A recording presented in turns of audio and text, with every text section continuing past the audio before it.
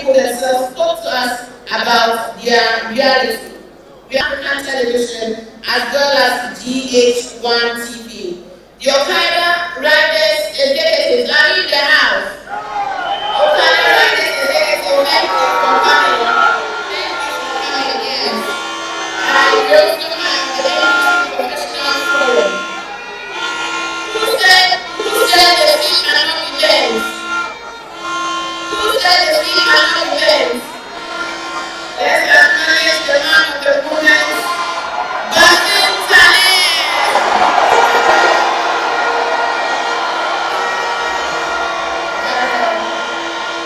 Thank you.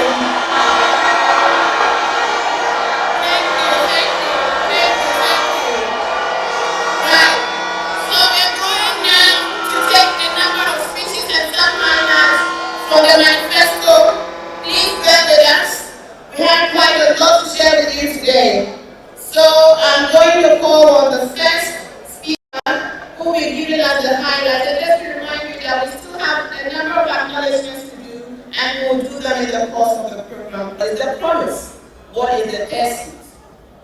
We are going to hear these highlights from our 2024 Youth Manifesto. To speak first on the topic, Youth Entrepreneurship and Skills Development, Agriculture and Agribusiness, is a former SRC President of Legon, a lawyer, an entrepreneur, a Harvard Kennedy School graduate, a co-chair Africa Caucus at Harvard, and founder CEO of an agribusiness company. Ladies and gentlemen, if you're ready, please welcome Mr. Edmond Combat with a round of applause.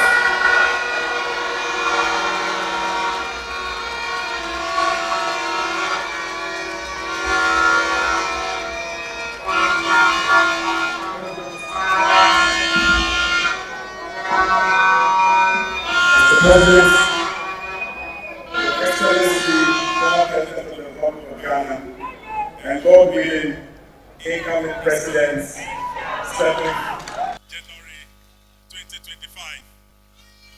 Our Vice Presidential candidates, the ethically well-trained, culturally sensitive, historically prudent, Professor Nana Opoku. Mr. President, with your permission, I want to stand on the existing protocols to proceed with my presentation. Originally, I wanted to present a tale of two countries, comparing Ghana to that of Thailand, and to be able to contextualize what President Mahama and the NDC is going to do that is different compared to what has happened historically. So one of the things I'm going to talk on is youth entrepreneurship and skills development. If you look at the case of Ghana and Thailand, around 1962 we had almost similar per capita income.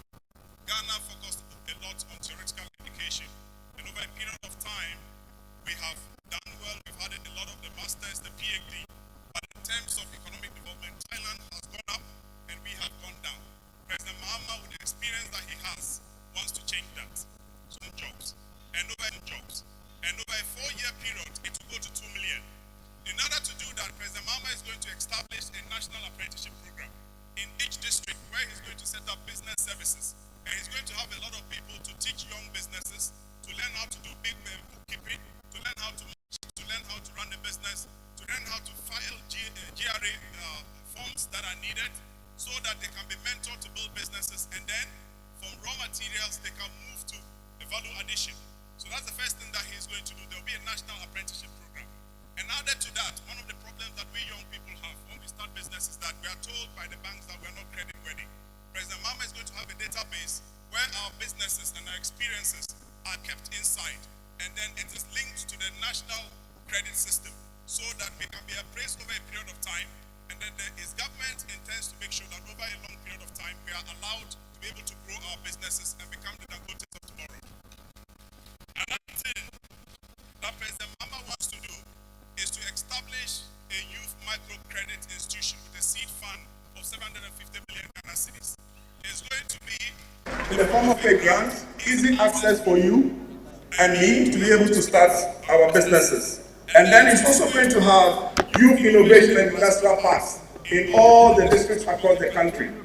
But one of the things that even interests me and makes me, grateful to be standing here is that I was born and raised in a small village in the Northeast region. I'm from Bumburubu. So most of the documentaries that were shared here, I saw myself there growing up. What President Mahama wants to do is things that is going to touch people like me and people like me who are in the audience and who are watching virtually. And one of the key things is that he's going to invest a lot in agriculture. And if you iterate the numbers, he's going to create about 2.5 billion jobs. And these are the facts. So what he's going to do, President Mahama and the NDC has identified that as young people, when we go into agriculture, we have problems getting land because of the land tenure system. He's going to use the force of government to work with our chiefs to get lands and divide it into agri-political zones across the country and give us the opportunity to be able to farm.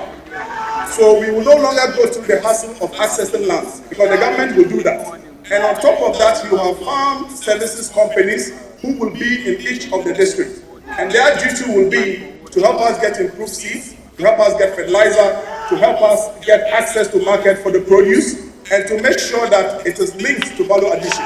So there's going to be an agro-processing component on that. So for example, if you're a young person here and you sign up to that program and you cultivate soya beans of 1,000 acres, soya beans of 1,000 acres with improved seeds, you can get about 3 tons per acre.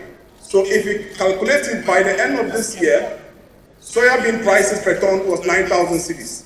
So if you do 1,000 acres, you can employ 100 people, and within 120 days, you can make $1.5 million from that. So this is why I am excited to be here to reiterate that if you're a young person like me, if you don't have a double-barrel surname, and your father or your grandfather was not part of the Big Six, and your father is not president, and you cannot get $34.5 million to be able to supply spare parts, and you are like me, please do not sit. Get up, join the train, campaign, and vote for President Mahama come December 7th. He is the safest pair of hands, he is the best person, and I encourage all of you to support us to make him the president of Ghana. Thank you very much.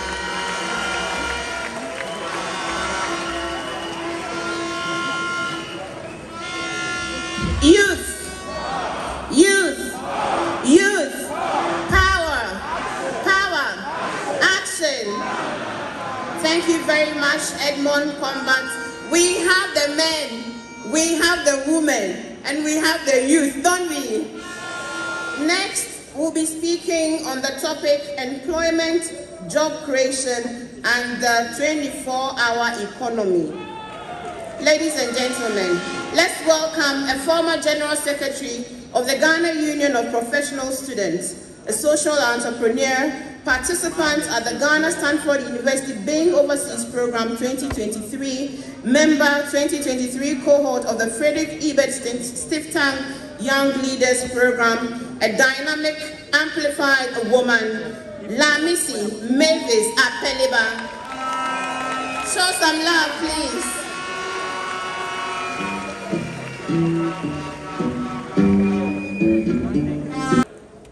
President Mahama, Professor Nana, and all protocols duly observed. I would have loved to today stand before you and wish you a happy International Youth Day. But sorry, I can't. I don't think we are happy. Guys, are we happy? Happy in this economy? We don't have jobs. High cost of living. Today, one malnourished food is equal to a balanced diet. We sit here and we are facing serious rent crisis. Young graduates, young couples, and young people like me who are starting up their lives cannot pay for rent.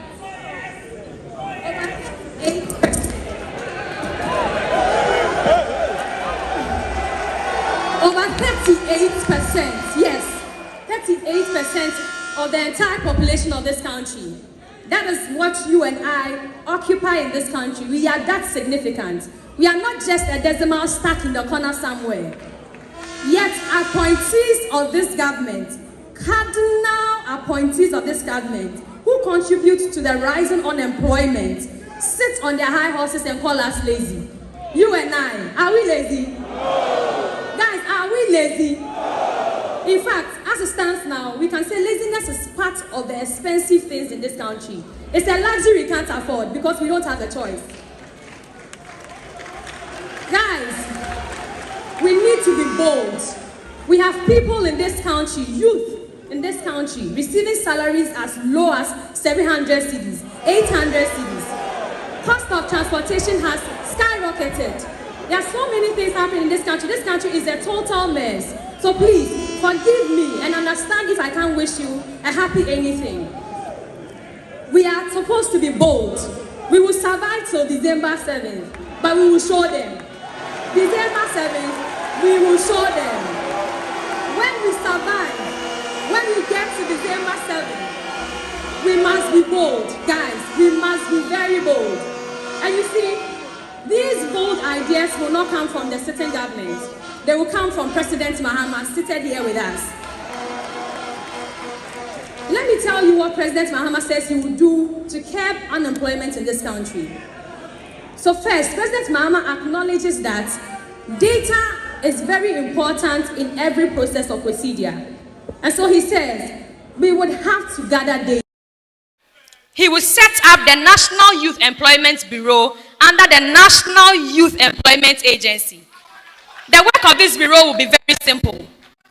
Very, very simple but relevant. They will gather data for us. They would have to gather data on artisans, the number of nurses, the number of doctors, the number of masons, the number of welders we have in this country. And this data will be used to inform policy. Guys, this is the man we have to vote for. He is very much aware.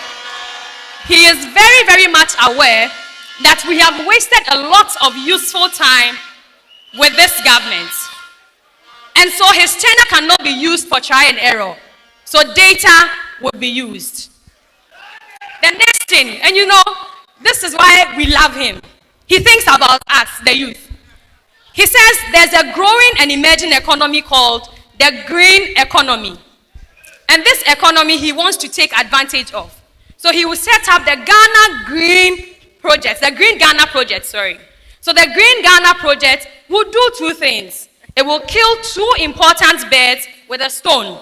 So he will provide us with jobs through recycling, so that the Accra we see that is dirty, we can use that, all the products, recycle them, create jobs, and safeguard our future by protecting the environment. This is the man who we must vote for. This is the reason why we call him friend of the youth. And to my personal favorites, guys, the 24-hour economy.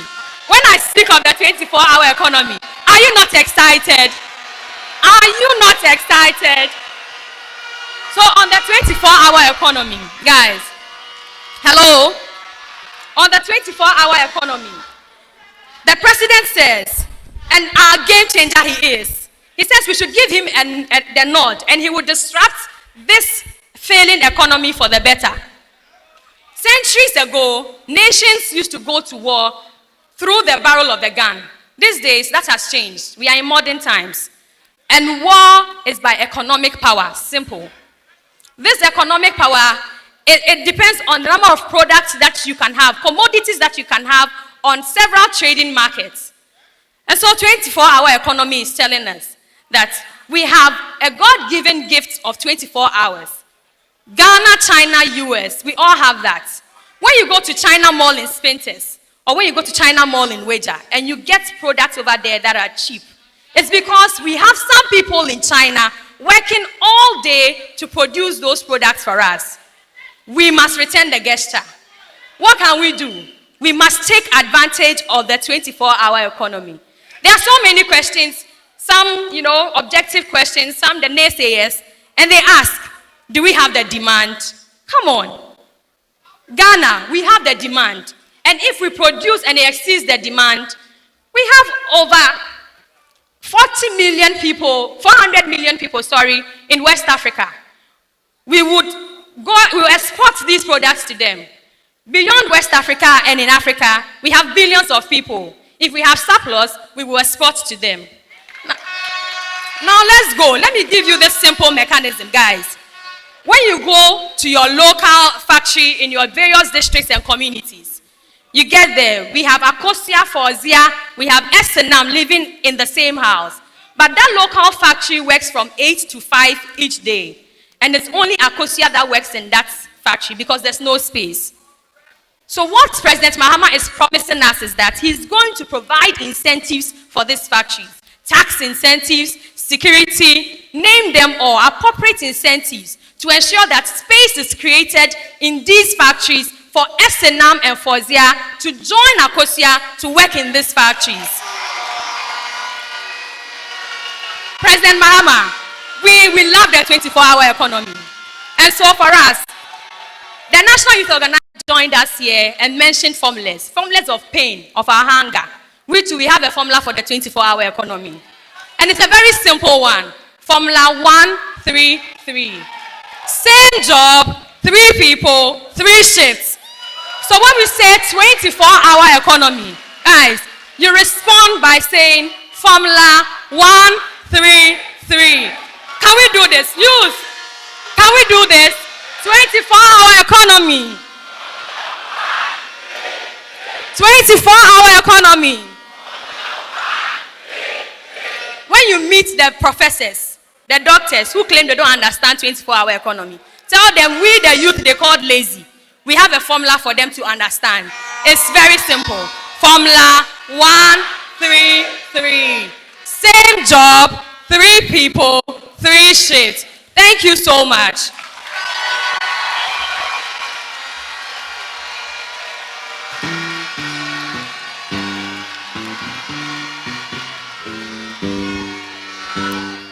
Cause none of them can stop the Round of applause, ladies and gentlemen. Thank you. Formula 133. That's all. Next, to speak to us, it's on the most important topic of education.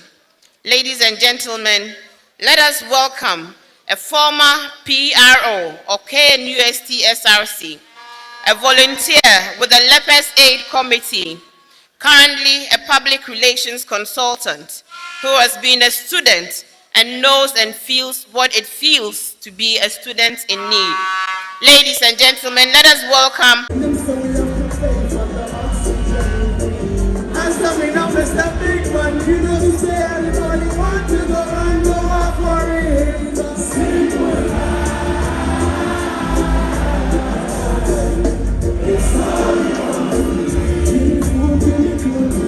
Thank you so much.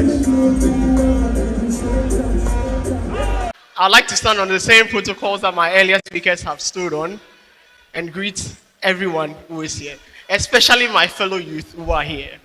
So I'll say hello to you all. My name is Festus. My friends call me Opoku. But today, I'd like to call you friends. So after here, you can call me Opoku also. I'm here to talk about something which is very dear to all of us, education. We all watched the video that was played some few minutes ago, and a lot of the ladies complained. What was their biggest complaint? They finished senior high schools and go to university. So their lives have taken a better turn. President John Mahama says this is going to be different. He sees a better future with the youth. When I was much smaller, I was still state, I can't see it. But there's hope for all of us in the people, John and Jane.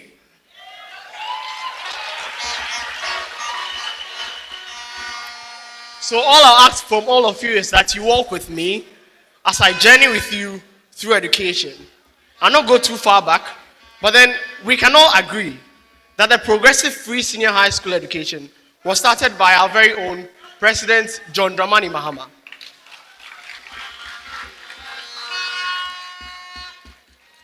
Fast forward, President Akufo-Addo comes. He extends it to day students. And that's where we are now.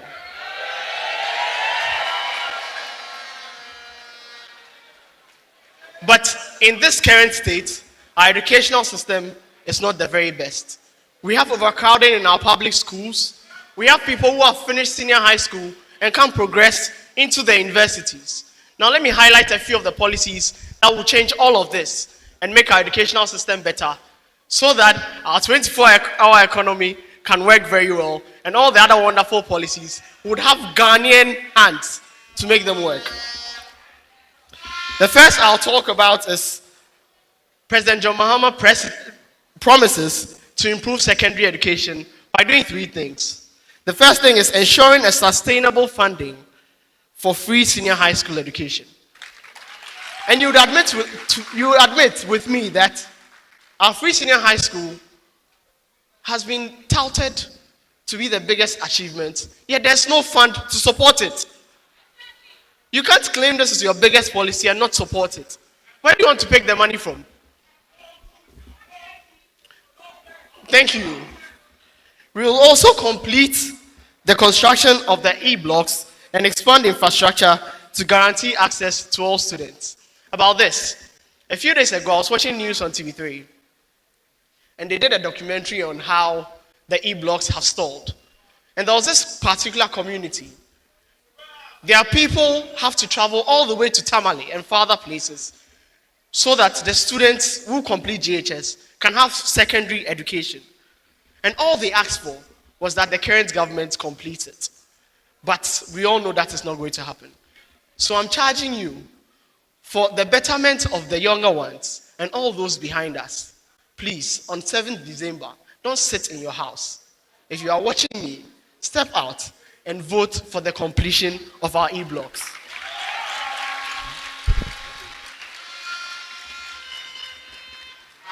We saw a lot of the artisans in the video before, telling us how a lot of people are falling short.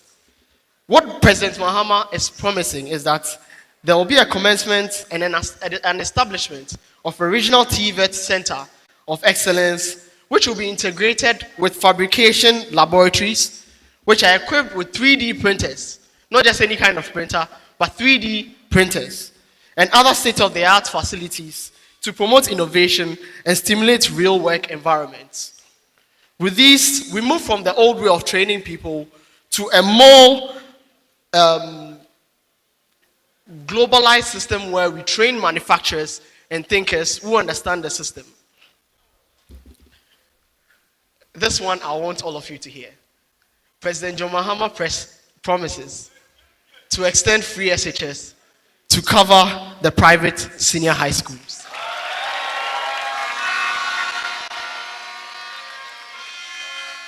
Not only is he promising to dedicate a fund to free senior high school, but he's extending it to cover the private senior high schools. What do we mean? We have students who can't go into the public senior high schools, basically because the public senior high schools are full. But we have empty private senior high schools. If we can educate people at the same cost that we are educating people in the public senior high schools, in the private secondary schools, why do we leave the private secondary schools over there? Let's move them there and pay the same cost for them. And I think this is a very laudable initiative for which you should clap for John Mahama. I don't know if you're excited about the few policies I've mentioned yet, but if you're not excited, I'm sure the next one is going to shock you. I want you all to say with me, no fees stress. No fees stress. What are we saying? President John Mahama is simply promising that, one, for all university entrants into level 100, you are not paying academic fees.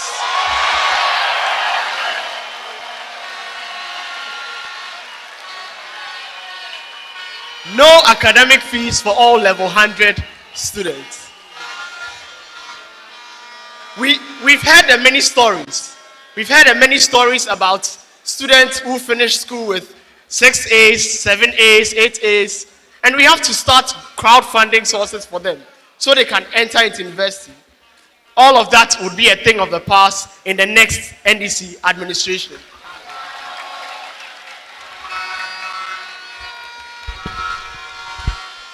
The second part of this policy is the Student Loan Trust Fund Plus. The student loan is basically dead as it is. When President Mahama comes back, he would revamp the Student Loan Trust Fund. And all those who struggle after the first year free academic tuition in university can apply to the Student Loan Trust Fund so they are able to continue their education without stress. So when I say education with Mahama, you say no fees stress. Education with Mahama. Education with Mahama. I remember my time in Kenya University very well. I was given the prestigious hall. The rest can argue. Katanga Hall. Yes, I was a fellow. But the beauty of it was that I enjoyed every part of my first year. The rest of the time, I had to go and find another hostel somewhere. Mahama is saying when he comes back, policies like in, out will be a thing of the past. Why? Because he's going to work with the private sector to ensure that all the universities have very good bed facilities, and we call that the bed for all policy.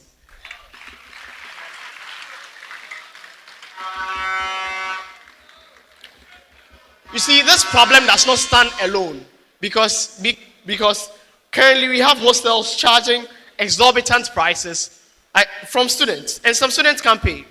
But with this policy, we are assured of a regulated scheme, and students will be able to pay their hostel fees. I mean, people are paying 23,000 just to sleep in a hostel in Legon. 28,000 cedis. I mean, that's a huge amount. But with President Mahama, we are giving beds to all, so we call it the bed for all policy.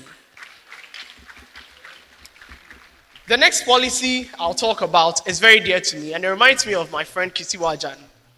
Some few months ago, she called a few friends together and gathered some sanitary towels and took them to Wenchi in the upper part of Ghana. The captivating part of this was the smiles you see on the faces of these young girls as they received the sanitary pads. Someone mentioned that if it is her last money and she buys a sanitary towel, what will she eat? President Mahama, when he comes back, will reintroduce the free sanitary towels for all students in senior high school.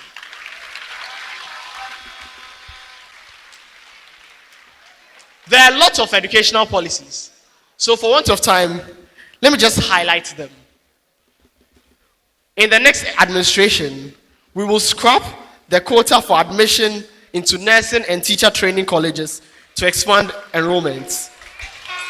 Also, we will ensure prompt posting of trained health professionals and trained teachers. We will establish free Wi-Fi for all public second cycle and tertiary education institutions. And this is not going to be in the form it is currently. We will fully implement the national TVET qualification system. Now, before I walk away, let me remind you that it was this government acting through the former educational minister who now is aspiring to be a vice president of this country. Yes, our Kwame Nkrumah. They collateralized Get Fund. So much that now it's barely hard to disburse money to students, and we have students in Morocco crying. But the NDC is saying that when they come, we are going to decollateralize Get Fund. And when this is done, it will ensure prompt disbursement of funds. We need to fight for our educational system. We need to fight for ourselves. Because after all, tell me where we're gonna run, go, after making our motherland a better place to live. Answer me now, Mr. Big Man, you go collateralize. Get Fund now, we dey Morocco, they cry. It's simple life. That's all we want to live. I think we can do it better for the young man after my own heart. Great understanding and communication of the realities of the young people. Vuvuzela, we love you, but please, okay, we beg you. I hold your legs. Thank you very much. Ladies and gentlemen, let us now hear from a talented seamstress who is passionate about the plight of artisans and wonders what is in the next NDC government for artisans. Please.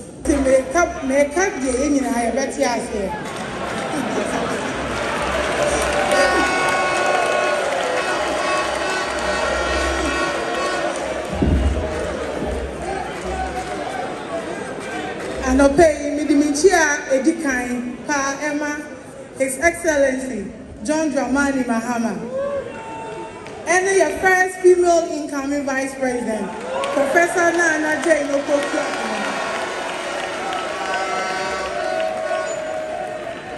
Mia Mijina, your friend Gloria.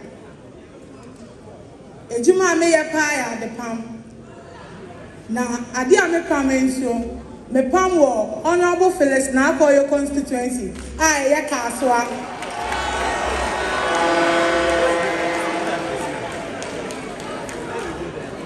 Madam Asisa mama me kwenya ya beti me no ma chense mfo akaka. Mi wi GSS. Na nuweni dasu bebre se me pese me ya fashion designer. But na akwenya ni wo. Enti Monsieur Ejima was said with your mobile friend and quine chain. Monsieur Ejima Rie, na me sound when it's a doom can see every say. Me person me a fashion designer a dim pan. But now a quenya ni was it's an semi GSS and Rie. And not and check around and me say, His Excellency John Mahama, Saya Baba Gigane Siobium. Now all bano, all man is aqua. Or then she shave here a friend step up certification policy. Back about the woman.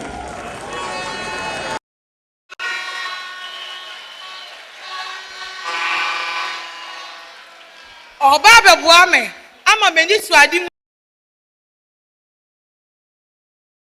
And a tertiary university in Ibino, or the Manabim. Now, policy or Babe, a Babuame. I'm a military tertiary technical school CB. Na metimi akoya me fashion no. Na mesu metimi de me say me koko say me a certified fashion designer. Ade oba beye. Enya me tele ni nko a. Oya ma wo a wo hairdresser ni a wo ha. Fit ni a wo ha. Mason, carpenter for a wo ha ye person ye timi ko school pon. Etimi ko tua ya desua so. Ana your friend polishing no. Obema yesa akwenya no. His Excellency, ese owie sa policy mamia. Osan bebuamia edome apprentice for me wo. Ashe National Apprenticeship Program ni.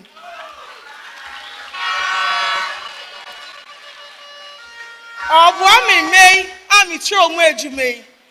Amoma besie ejuma, obefa ho nka. Owie so a na me ye omadom na omusie ejuma ni wie a. Osan betu omu nsem kakra. Omo betimi dia bi omo shops no betimi dia aye ejuma. Enya model.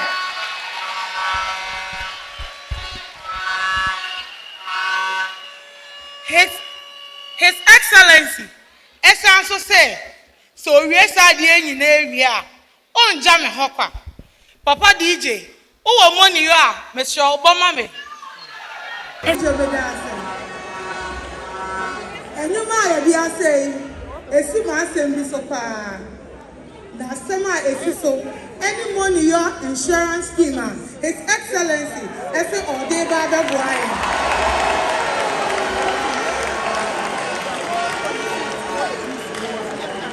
some policy His Excellency di be ebe boy miteleni wo hairdresser ni fiteni carpenters yasha informal sector na sema ebe mo ya kwenya na daachi ye ejuma ni ye koye mpeni fie mu a yenso betumi bia yetime na kakra ebobo ye chido enya mo de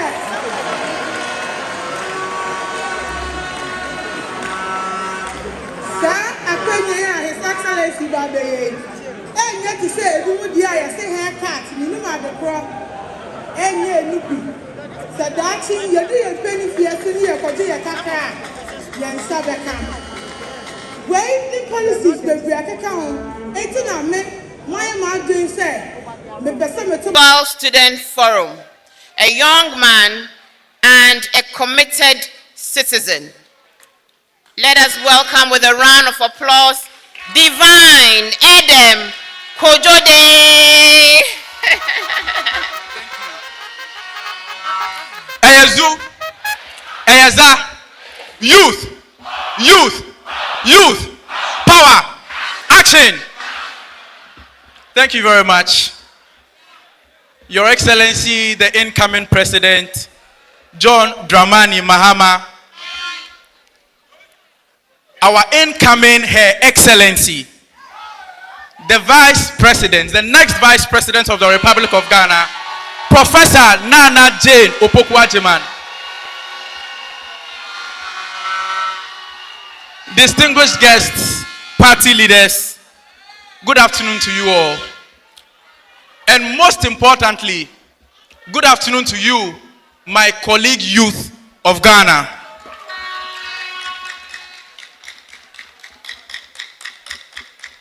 I'm going to start with a very simple riddle. And I hope that we all know the answer to that riddle. I was a running mate in 2016. I touted myself as the economic whiz kid. Upon coming into government, when the economy beat me like a drum, I quickly pivoted my area of expertise from economic management to digitalization. Whom am I?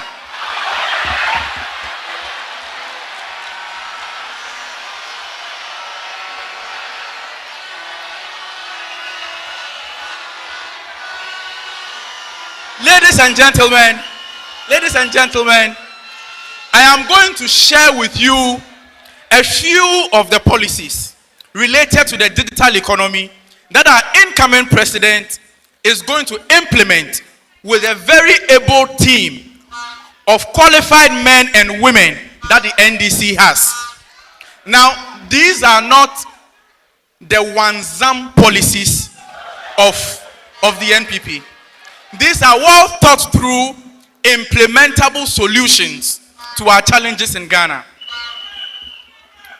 Now, as many of you would recall, in 2016, President Mahama started the Ghana Digital Centers Initiative. Under this project, he established the Accra Digital Center. This was a world-class $8.3 million facility, which was supposed to incubate startups and provide jobs. At the last count, the Accra Digital Center was supposed to provide over 10,000 jobs. At the last count, the Accra Digital Center was supposed to provide 10,000 jobs if the Akufo-Addo government had put to good use the facility that President John Mahama put up. But what did they do? They came back, when they came into government in 2017, they rather filled the Accra Digital Center with party boys and girls who have been trained in the art of misinformation. That is not what John Mahama promises you. And so when John Mahama comes back, what is he going to do? We are going to put the Accra Digital Center to good use. Startups will be incubated at the Accra Digital Center. But John Mahama realizes that Ghana is not just Accra. So what is he going to do? He's going to establish more digital centers in the other regional capitals so that digital skills training and the incubation of startups and the provision of digital jobs is not just limited to Accra, but is spread across the entire country. Now, I'm going to share a story that is very personal to me. I have a very good friend. He's always coming up with ideas. I mean, I have not met anyone who is an ideas person like him before. And if he would permit me to mention his name, he is called Harry. So, back in 2022, Harry said, Divine, I have an idea. There's a lot of fraud in our mobile money payment systems. So I want to come up with an app that is going to eliminate the issue of fraud. As to how he was going to do that, that is privileged information, so I will not share it here. Now, we put up a proposal and all of that, but ask me what the project is. It hit rock bottom. Why? Because the amount of money we needed to scale that up, we didn't get it, and we could not scale that up. For people like Harry who have good ideas, who have innovative ideas to societal challenges, John Mahama is saying that his next government is going to establish a $50 million fintech growth fund.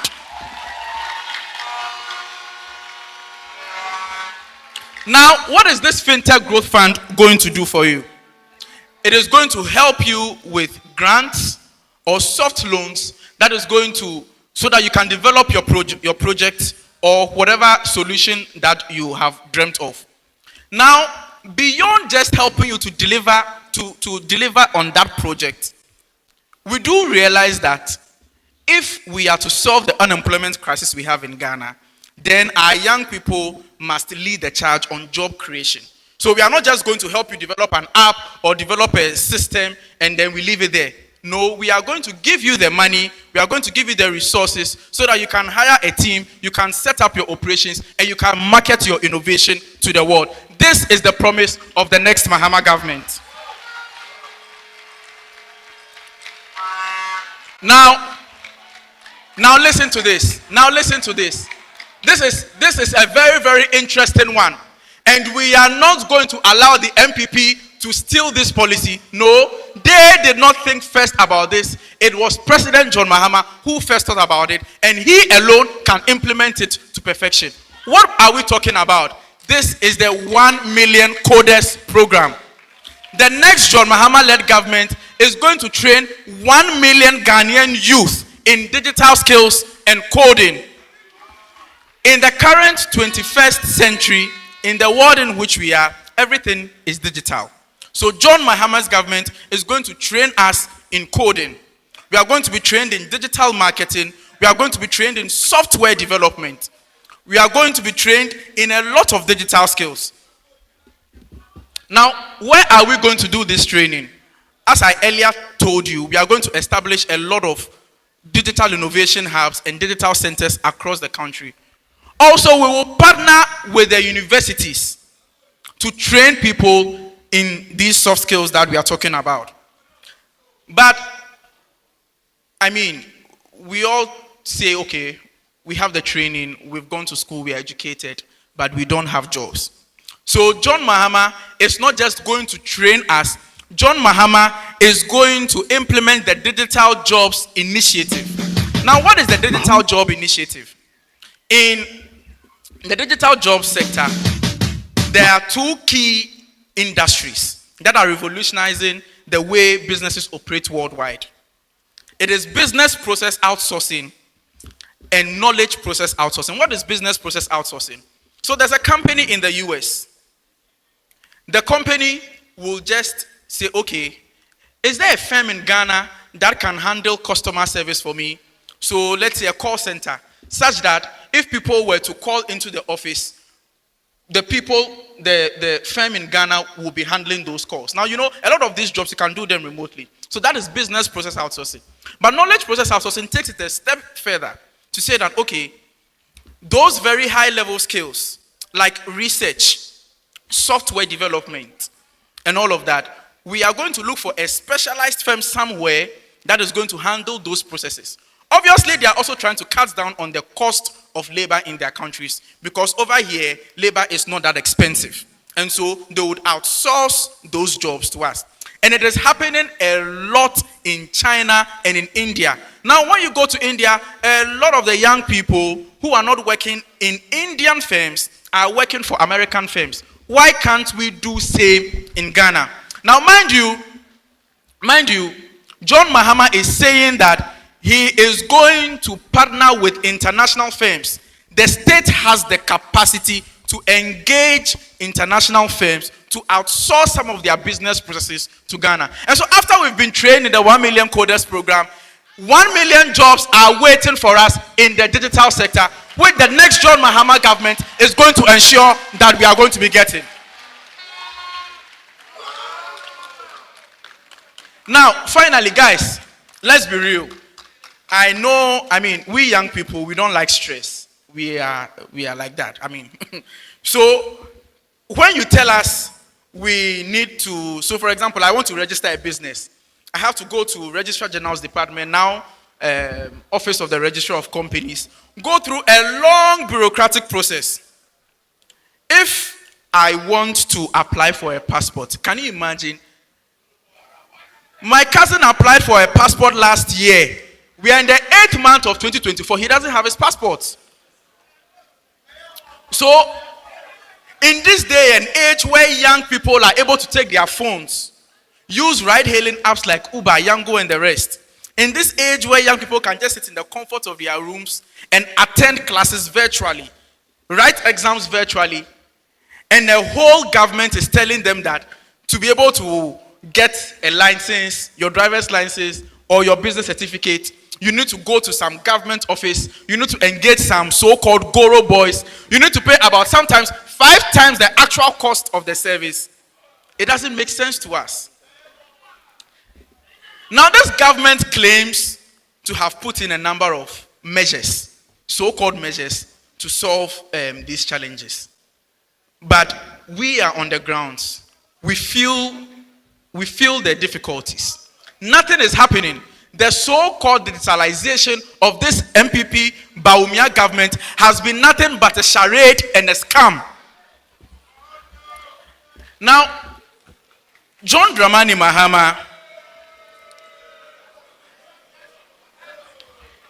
under the next John Dramani Mahama-led NDC government, we will bring true digitalization to Ghana. And this isn't just talk. President Mahama has already proven that he understands what it means to deliver on a digital economy. During his first term, he laid the groundwork with significant investment into our digital economy. Do you remember the 900-kilometer fiber optic cable running all the way from Accra to Opoku? That was John Dramani Mahama.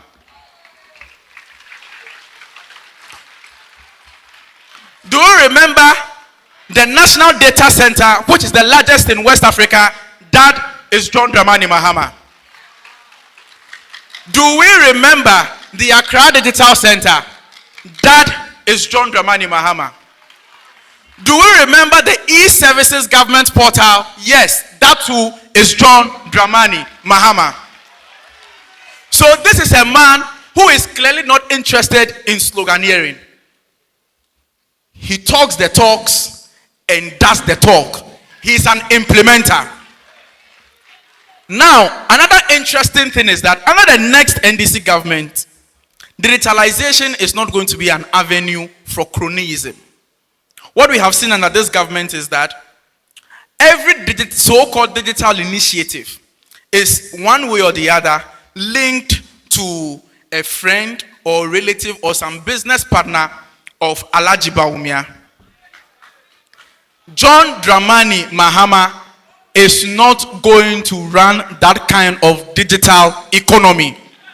Ghanaian youth, companies led by Ghanaian youth are going to be at the forefront of John Mahama's digital revolution.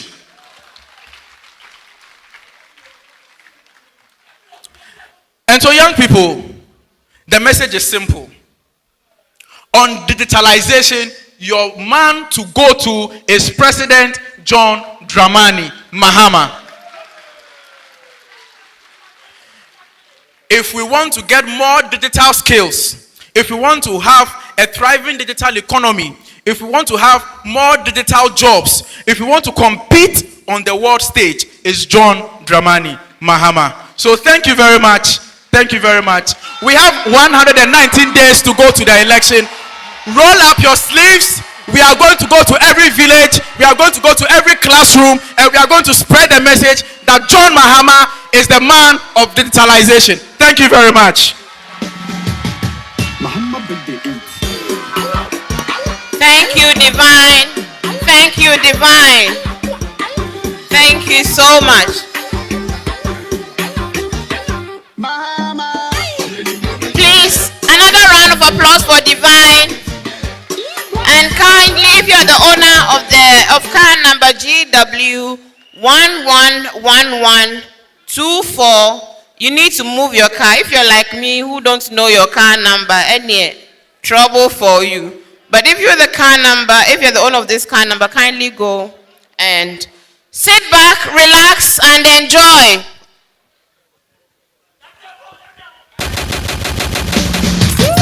Mahama birthday 8.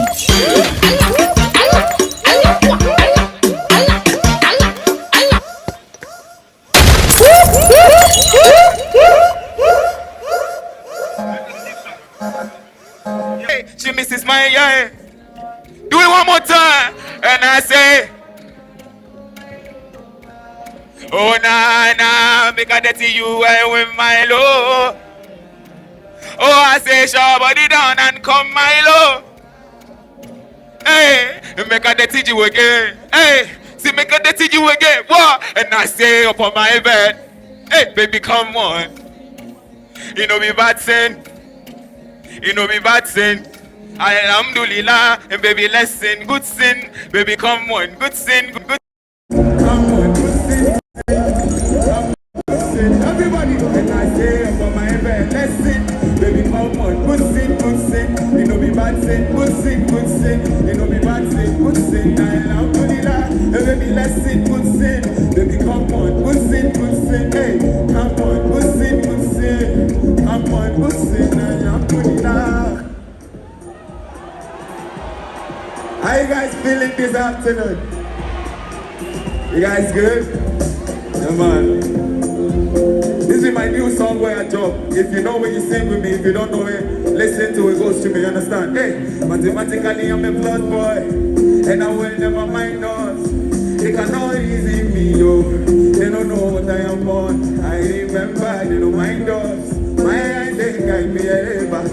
They can't easy me, don't know. They can't easy me. Let me tell you this. They all know what they know. Say from now they go. Now me control the very, I say unto you all the good. And now as I go everywhere, go to you notice they are wondering. Them they wonder the wonder boy. Right now they wanna know the one and know it. You notice they are wondering. Them they wonder the wonder boy. DJ drop up. Good up, DJ drop up. He nice or he no nice? He nice, Abby. If he nice, let me get it, say yeah. Sir. I know they use my hands no more. I choose to use my hair. Hey, I know they use my hands no more. Hey, I choose to use my hair. Hands no more. I choose to use my hair. Hey, oh, I know, say, the love no cheap, but should it cost all of me? Everybody now, everybody say, so, you're so tired. DJ drop up. DJ! Are you guys feeling good? Yeah. You feeling good, Abby? Yeah, man. Sing my verse with me. You see, tell me they shut up, oh, waiting be this one. See, I'm no sucker for no love.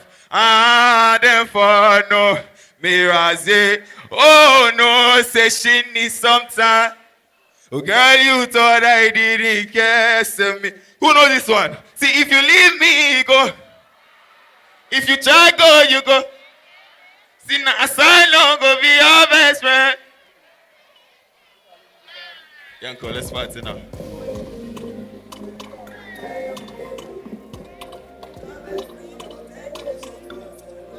See, if you leave me, you go.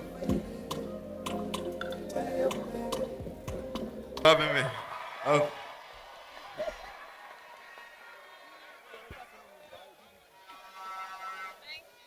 Thank you very much. Another round of applause. That was beautiful. Olive the boy. Give him another round of applause. Thank you. I'd like to take this moment to also pay tribute and honor the memory of our 8 fallen heroes during the last elections. Let it not again be that a peaceful election will lead to such show of power that will lead to the loss of lives. Let it not be. I'd also like to acknowledge a few of our traditional leaders who are here with us. I'd like to acknowledge the presence of Ni Boy Kakadan II, Ghana State Akoshon Manche, Ni Boy Kojo II Bawe Manche, Ni Kwatekwe III Bawe New Awoshi Manche, Ni Aben Kloba III Bawe Bonsi Jasiche. Thank you very much as well. I'd also like to acknowledge the NDC Youth Wing and to say thanks to their finance committee on behalf of the Youth Wing led by Dr. Kobina Dufo Jr. and also to announce that there will be a fundraising today with His Excellency John Mahama. So if you want to join, please contact Chairman Menta. We'll also be making some announcements for all young people who are watching us across the country who want to join the NDC campaign and who want to register with the NDC. Know that the NDC is the natural home for every young people. This party was made by young people, led by young people, and you are bona fide members, naturally, of the NDC. So come one, come all ye young people, and let's build Ghana together. I would also like to quickly acknowledge the presence of Honorable Dr. Samuel Sapong, National Vice Chair. Sir, we acknowledge your presence. Dr. William Ahaji, Director of the Party Ideology School. Everybody is going to come to that ideology school in the next NDC administration. We must remind ourselves of our strong values, that we don't depart from who we are in essence. So, sir, you have a lot of work to do in the next administration come January 2025. We also like to acknowledge my dearest sister, Joyce Bauer, one of the strong female voices of the NDC who speaks for the candidate. Some people amplify women by voice. We amplify women by deeds. Let them learn the good examples. Joyce, I celebrate you. Beatrice, is Beatrice in the house? Beatrice Anand, we celebrate you. All communicators. Charlie, the landmines in this system is not easy. Please clap for the female communicators. Soon they will call you emotional. We want our emotional. We are emotional about the mismanagement of this economy that the NPP has given us, and truly we embrace it. Thank you all very much. Also honoring the presence of Ms. Jifa Chega, who is the Deputy National Women's Organizer, Ms. Obobia Dako, who is Deputy Director Communications of the NDC, very hard-working woman. The Honorable Alex Segwefia, Director International Relations, Mr. Broja Jemfi, Deputy Director Special Duties, Honorable Francis Sosu, who is hosting us in his constituency, the MP for Medina, who will, inshallah, retain the seats again. We also recognize the NDC Professionals Forum. Ambassador Sampiyali, are you in the house? There you are. And ladies and gentlemen, let's give a round of applause for Ayite Powers. I saw you somewhere. Ayite Powers. Thank you, thank you. To all our NDC parliamentary candidates, incumbents and new, we recognize your presence. We thank you. We wish you all the best into the December elections. Indeed, we will claim all our seats. Elikem Kotoko, we recognize your presence. Now we are moving straight on to some of the pledges we are making. This time, we are going to listen to youth in creative arts and sports. What is our pledge to the youth in this sector? To give us this presentation, she has been a goddess of our screens. She has been an advocate who knows how to stand up when it matters the most and not hide under the guise of neutrality. Yes, she is a brave, courageous woman, CEO of ABC Pictures Limited, Dream Achievers Project. Ladies and gentlemen, let's welcome with a round of applause, filmmaker, entrepreneur, author, Kafui Janku. His Excellency, President John Mahama, history and history maker, my one and only Professor Jane Nana Opoku Ajiman. I stand on all the protocols observed. Distinguished guests. We all love sports, music, and other creative forms of art.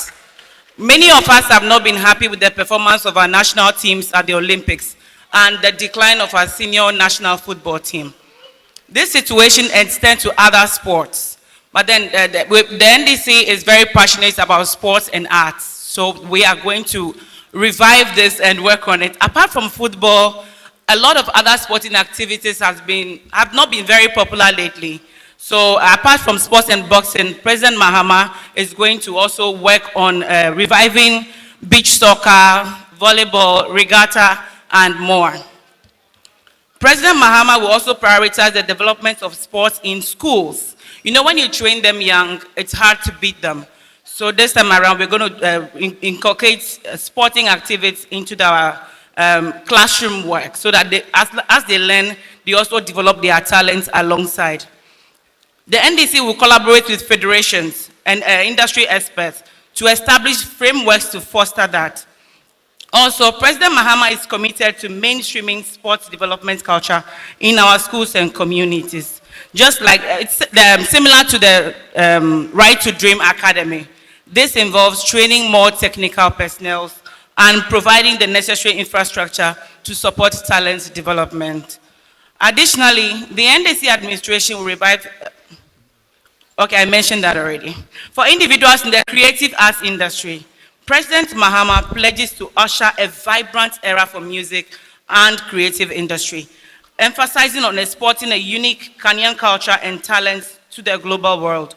I am personally, this is personal to me as a creative person. A creative arts fund will be instituted to offer sustainable financial support to startups and existing creative enterprises.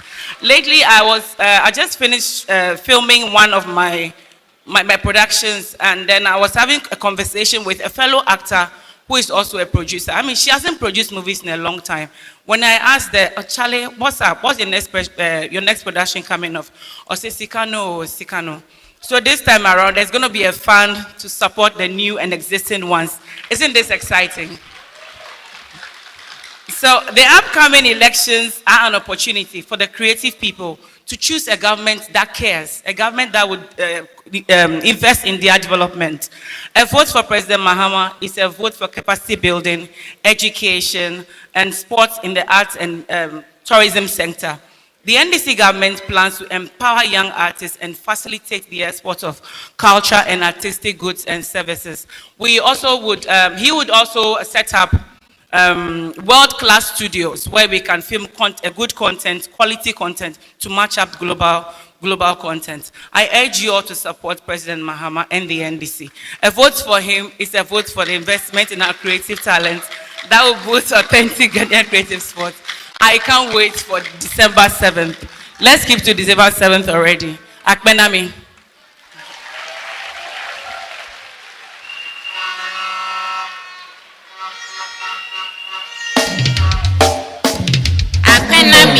Akbenami Kaka. Let's give another round of applause to our dearest sister, Kafui Danku. Right. Let me also just announce that His Excellency John Mahama's town hall meeting with Ghanaian youth will be at the Bukom Square this evening at 6 p.m. We are not ceding any ground. We are hitting the ground running. So please, if you can, do join us at Bukom, 6 p.m. tonight. Also, let me quickly acknowledge the presence of the Secretary to the Manifesto Committee, the Honorable Nana Oye Bampo Ado, the ever hardest working woman I've ever come across, and Dr. Mary Ewusi, Deputy Director of CSO Relations, and her boss is sitting right there. I got it finally. Otikono, who is actually the Director of CSO Relations. Next, a wealthy nation is a healthy nation, so they tell us, not so. So we would hear now from the topic, healthcare for young people. To do us the honors, we have a global public health expert, a former president of Federation of Ghana Medical Students Association, a former, why are you rushing? A former vice president of the Ghana Medical Association, and him and I are both pioneers of the British Council Youth Leadership Program, who became co-moderators of that program very many years ago. So it's my singular honor to invite and welcome the Honorable, no, he's not an honorable yet, right? Dr. Soji Tete, and please, his... For the promise of a new dawn where we will smile with a rising sun. And that rising sun is going to come up on the 7th of December, 2025, under the competent and incorruptible leadership of President John Mahama and Professor Nana Jane Opoku. I thank the party leadership for the opportunity to share the Health Manifesto. Just last week, news broke that the kidney dialysis center at Kolebu Teaching Hospital had been shut down because of finished consumables. Exactly 6 months ago, the kidney unit had to be shut down again, this time because of rising debt. A year ago, the Cape Coast Teaching Hospital announced that they were raising funds to set up a radiotherapy center. And just this July, the radiotherapy center at Kolebu Teaching Hospital broke down completely because of the increasing number of patients, now seeing 60 per day, and then also because of the sheer cost in managing and repairing these machines. Ladies and gentlemen, what is the common denominator to all of these health system challenges? Young people. Young people. Increasingly, we are seeing young people suffering cardiac arrest, strokes, kidney failure, and cancer. And the issue of unsustainable funding in healthcare is one that is of great concern to President John Mahama and the NDC. To tackle this issue, President Mahama is going to set up the Ghana Medical Trust Fund, which will help to manage these chronic conditions, support people with kidney failures, with cancer, and with hypertensive disorders. We know that there are lifestyle issues at stake, and so we are not just going to focus on the treatment, and we are going to start a Food for All initiative. And under this initiative, we'll work with nutritionists in Ghana to use local foods to address underlying anemia, childhood obesity, and then children who are stunted, because it's a real issue in Ghana. Also, the NDC is going to invest in infrastructure and spaces and create community parks. I'm sure many of you have seen all the spaces in your community taken up by concrete jungles, cement buildings. President Mahama is going to create these spaces so that the community parks are going to help introduce an exercise culture so that people can become healthier. Now, all the things I've spoken about have got to do with tertiary care, specialized care. But the NDC's policies are not just about tertiary care. You will be happy to learn that the free primary health care program is coming back. Not only is it coming back, it's coming back big and strong. You will pay no premium at the level of health centers and CHIPS compounds. Also, we will use these facilities to roll out a screening program. So even at the level of communities, we'll screen for cancers, we'll screen for hypertensions. We are going to activate community psychiatric nurses. And so you know about alcoholism among the youth. You know about substance abuse among the youth. These community psychiatric nurses would help to address all of those issues within the villages. And would also do e-counseling under the toll-free lines under the Health Insurance Authority. So there's quite a lot, whether it is at the community level, whether it is in the hospitals, whether it's in the teaching hospitals. President Mahama's program is solid, it's all-encompassing, and it's integrated. There are some other activities that we planned for us to improve access to care. There is the pharmacy care program, the pharmacy program. And what we are going to do under this, the NDC is going to do under this, is to change the regime so that pharmacies can have clinics attached to them. By this way, the care is going to be closer to people in the community. Also, we've heard about students not being referred to hospitals early from boarding schools, and some of them dying. And the NDC's manifesto is going to set up satellite clinics as an elevated form of the sick base in all boarding schools. All boarding schools will have satellite clinics. Not just clinics, they will be manned by qualified health professionals, so that when you're a child and you fall ill, you'll be attended to promptly, and if you need to be referred, you will be referred on time. NDC, we are all about the regular people. So we are not leaving out passengers, we are not leaving out drivers, we are not leaving out market women. What we intend to do is to attach clinics to markets and then trotro stations. This way, should you fall sick at work, you'll be attended to promptly instead of going around hospitals and not having a bed to sleep in. We've talked extensively about what we are going to do for the rest of the people. What I need us to realize is that Professor Nana Jane Opoku and President Mahama's policies touch the health professionals as well. We have not forgotten about doctors, we have not forgotten about nurses, we have not forgotten about pharmacists or laboratory technicians. And we have quite a number of programs for them. The NDC's manifesto talks about a health worker migration policy. Where we are producing more health workers than we can use, we are going to come up with a framework where we will regulate how people migrate outside the country for better exchange of knowledge, and then to also benefit the health system from the revenue that we would get. We introduced the vehicle tax waiver system, and we are bringing it back. This time, we will regulate it better so that it will incentivize health workers in the country. The NDC government under President Mahama is going to roll out, thank you.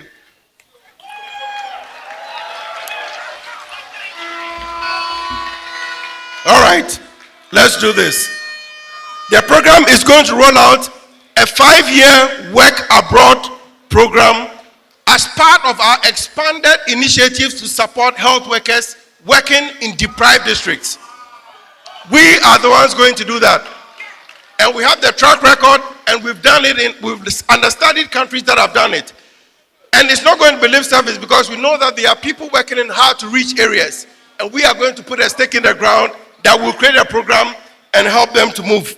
Health workers are working, being exposed to injuries, being sued in law courts. And we are going to set up a risk exposure insurance to be sure that clinics can take care of the cost when health workers suffer injuries.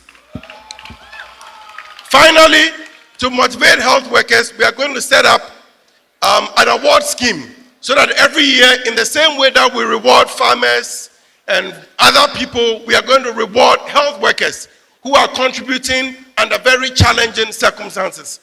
When I say these things, you should understand that when President Mahama was in office, he did them.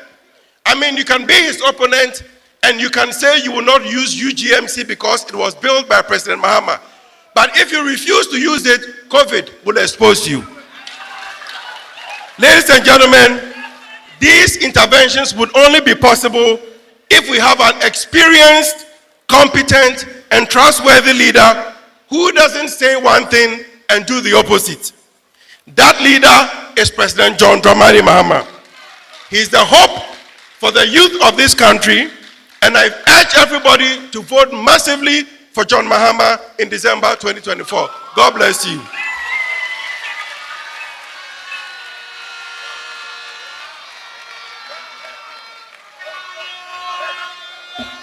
Another round of applause for Dr. Soji Tete. We will build a healthy nation together. Let me just quickly add, please note that the town hall for this evening is not Bukom Square, but Bukom Arena, the Bukom Boxing Arena. We are going to box the MPP out of power. So please join us at the Bukom Boxing Arena, not Bukom Square, 6 p.m. Next to speak to us is the vexed matter of mining. What is our response and our pledge to the issue of youth in mining? That is the next topic, and to do us the honors, we have a small-scale miner in the person of Raymond Nana Eba. Ladies and gentlemen, let's welcome Raymond Nana Eba.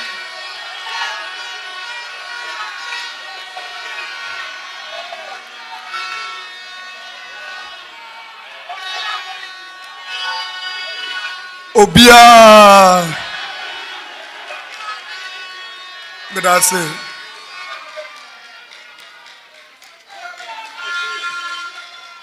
Bidra minu anoma eba protocols so na makasa kakra. Your friend me Ramon Nana Eba. Me a small scale miner. Do na from me obia be didi. Esa na eduma me yenti.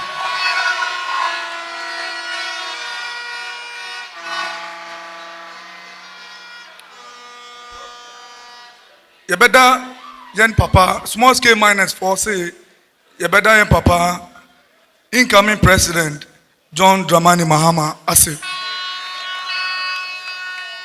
say o invite yene o launch and I say o forming manifesto no o invite yene say yen so yen bra na yen so yen fire de emeka ho oni nyina ene hia ana odwen oma yede ensempo ebeto nanim na yede ensempo bre no ogi tu mu se bana oba no small scale mining for obete board a ebehwe yenjuma yebeye ewo efom agudie ene so the board no ene behwehwe yenjuma yebeye ewo small scale mining no amu owi a so onwie aban we ba ye yene small scale mining na anim and Nadia Yenshino, and so by ye, excavators ye or my sa ama yenino yakofom. Nanso, your President Mahama near Shire, or say, Bano or Bano, Yanis small scale miners for Adibaqua, a higher power, and say, Yadin lances. Duduana no lances are Yanintino, Obiaba, or to me Bessisie, no Ajia good, and our Jia no ma, and our sheer machines. No co free. Anunti, on your trance, no, that it to any money to asema and say, Bano, Bano. First, no, me for me was a cropoa, a disable bank cry, and sana met my lances. With the edit to Yapa him, Yapa say, Bano, Bano, Ube free paga, Ube free was a cropon, Ube do hano. Not lie about Kodisuno, na ewa. And inti, or they cop, or the offices, no, by any ancassia so here. Obe in a district bia any municipal bia ama won so watuma den alliance se wo de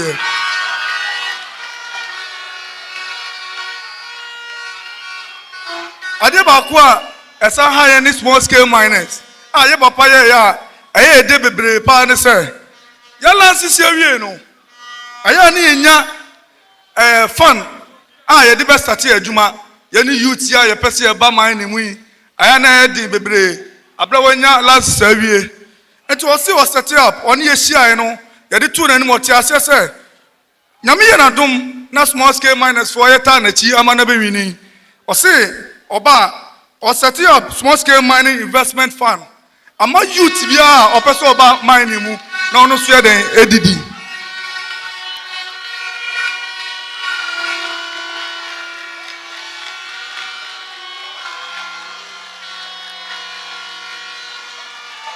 Osifania Odibe. Esan say, Yano Ghana Assisia, Yajumano. Our phone abeji aye bebre. Obane say obe high machines are our phone high mine. So obeto machines are our phone ena etomaye. And utiana emu eden. This ebia okwaji loan. Anase oko baya ho no akwaji sika asana watumi dia ejuma. Onu di o say on certifying Obama youth no our personal mining no responsible mining no obibia ska ubetumi dia bem na won so aye adwuma na wanya onsa no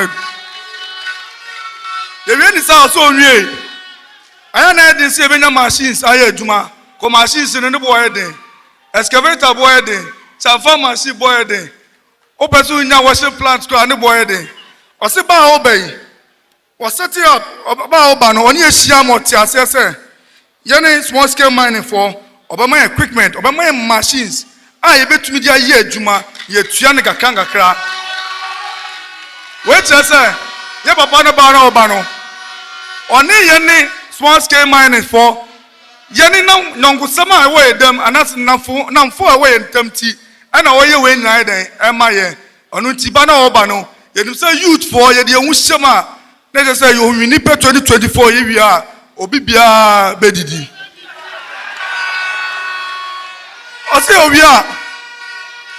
owie yɛde too n'anim no ɔte aseɛ man sɛ ayɛ na small scale mining for yɛwɔ hyi yɛ gold awie ɛnyɛ yɛ gold no yɛwɔ site wɔ no na akorɔmfoɔ de tu abɛsi yɛ so abɛgye yɛ black ɔsi daabi da ɔne yɛ tiri ase no ɔte aseɛ sɛ ɔbɛ provide yɛ security abla wɔ lances a ɔde bɛyɛ adwuma no bɛ provide yɛ security ama wo nso wɔtumi ɔ escort from site a ɔde bɛba fie na wo nso wɔnya wo gold asomdwee mu yɛwie a ɔsɛ ɔnwie ɔinvite me asa yɛtiri ase no ɔsɛ ba na ɔba no wowie a wɔwie site adwuma no na amena bebree ayɛ dɛn aka ɛno na yɛ papa se ɔne small scale miners yɛtena ase ɛna yɛde tu n'anim ɔte aseɛ sɛ ba na ɔba no sɛ wowie na sɛ woatu amena wie a na wakɔva so fɛfɛɛfɛ na wadua nnua ɛwɔ so ha wɔbɛyɛ a gold ɛnsa bɛyɛ sɛ 5 years 10 years time no wobɛtumi kɔ asan ba back asan bɛnya gold ne biem adi ɛno nti yɛne small scale miners for a yɛwɔ Ghana ha obi biara nim wɔ Ghana ha me site bebree nti obi biara nim me aban baomi aban ba yɛ so wɔmfa wɔ site ankɔhyɛ ne nsa a wontumi nyɛ bi da obi biara site ɛhyɛ baomi ansa na wɔtumi ayɛ dɛn wɔayɛ bi yɛ president Mahama sɛ ɔnde ɔbaa na ɔba no wo lansese nko ara na wowɔ certificate nko ara deɛ a wobɛtumi ayɛ adwuma na wo nso nsa akɔwa no ɛno nti 2024 election youth wɔ ha a ɛpɛ sɛ ɛyɛ mining small scale miners for sɛ yɛhyɛ mu kwan sɛ yɛn nyinaa yɛnka ho bi na yɛmmoa na yɛ papa president Mahama ɔwini na ɔwini a obi biara bɛdidi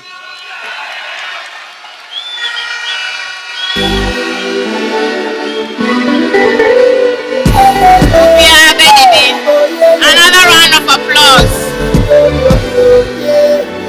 Thank you very much. Please, another round of applause for Raymond. If it's broken, somebody told us that if it's broken, fix it. We didn't know that their idea of fixing it was dismantling. So just as we fixed the power crisis, we will fix the mining challenge. Trust JM on that. We're moving on, and our next speaker will speak on the important matter of political inclusion, good governance, and youth welfare. Please help me welcome a current LLB student of the University of Ghana School of Law, a former president of the University of Ghana Debate Society, Deputy Director, Research, Innovation and Policy Directorate of the NDC National Youth Wing. Ladies and gentlemen, welcome Solomon Omane Mensah as he speaks to us about political inclusion, good governance, and youth welfare. Thank you. Ouch! This is the time that short people like us will have advantage. I'm sorry you have to bend the use the mic. Otherwise, try and see if you can pull it out from here and then pull it Okay. Thank you. Ayazu,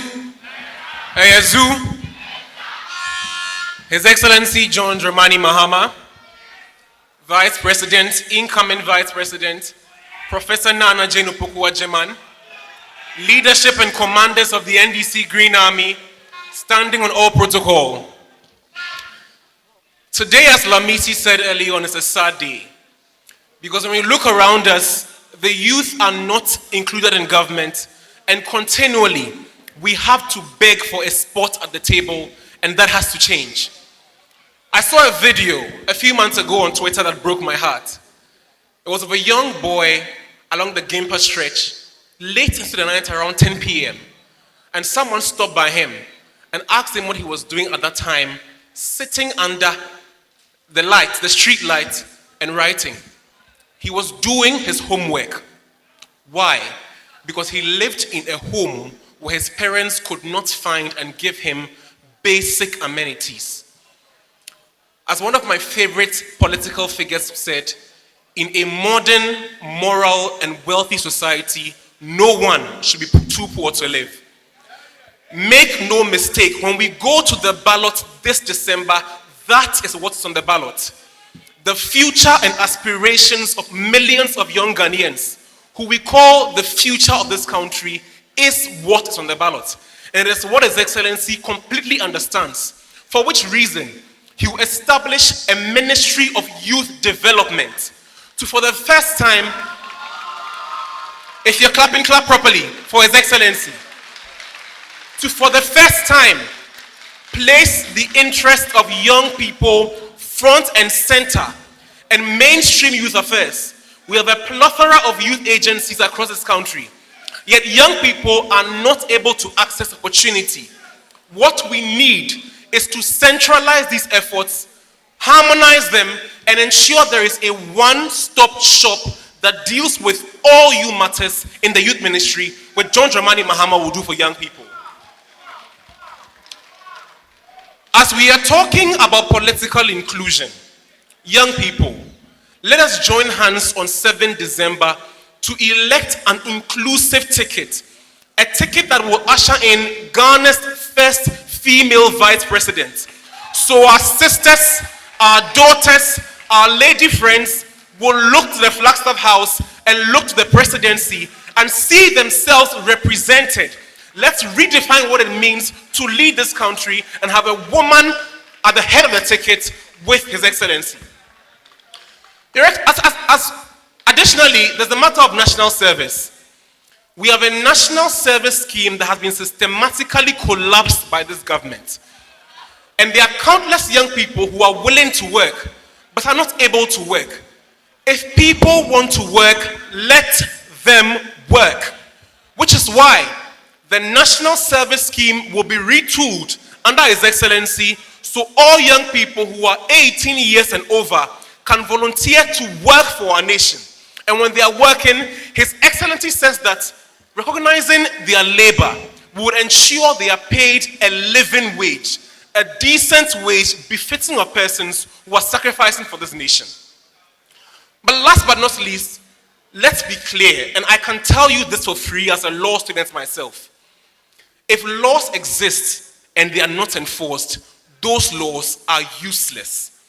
It is why it is long past time to enforce the Rent Act once and for all. Because it is immoral that in this day and age, young folks like myself will have to pay through the nose years of rent advance to get basic accommodation. And so he would enforce the Rent Act to ensure that young graduates can get access to quality and affordable accommodation across the country. The other side, we all know, is excellent at cheap slogans and do nothing politics. Today, the so-called driver's mate now says that he wants the steering wheel. And he goes about bandying the slogan, "It is possible, it is possible." Young people, we know it is possible. You know why? It is possible to build a 24-hour economy that centralizes young people and places them at the heart and center of this country.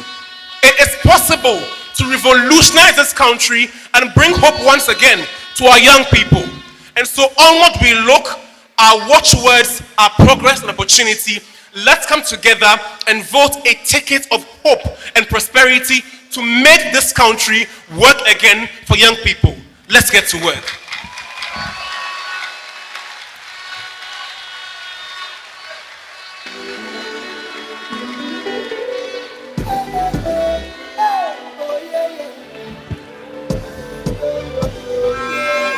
Thank you very much. Please, another round of applause for Solomon. And now to the gravamen of the matter for today. And so what? We've heard so much. And it is important that we took time to share the message. And so what? What next? This is the first time in the history of this nation that a youth manifesto of its kind is being launched to show commitment to the issues of young people and to show the place of young people in the next NDC administration. So, ladies and gentlemen, this is what we are going to do. We are going to hear a call to action. And I would invite two speakers to help us in this call to action. What do we want you to do? All of you who are watching us, what do we want you to do for us, for NDC, for JM, but most importantly for Ghana? Let us welcome the 10th president of the Accra College of Education, a young, dynamic, brilliant, astute leader, as she comes and speaks to us. Thank you very much.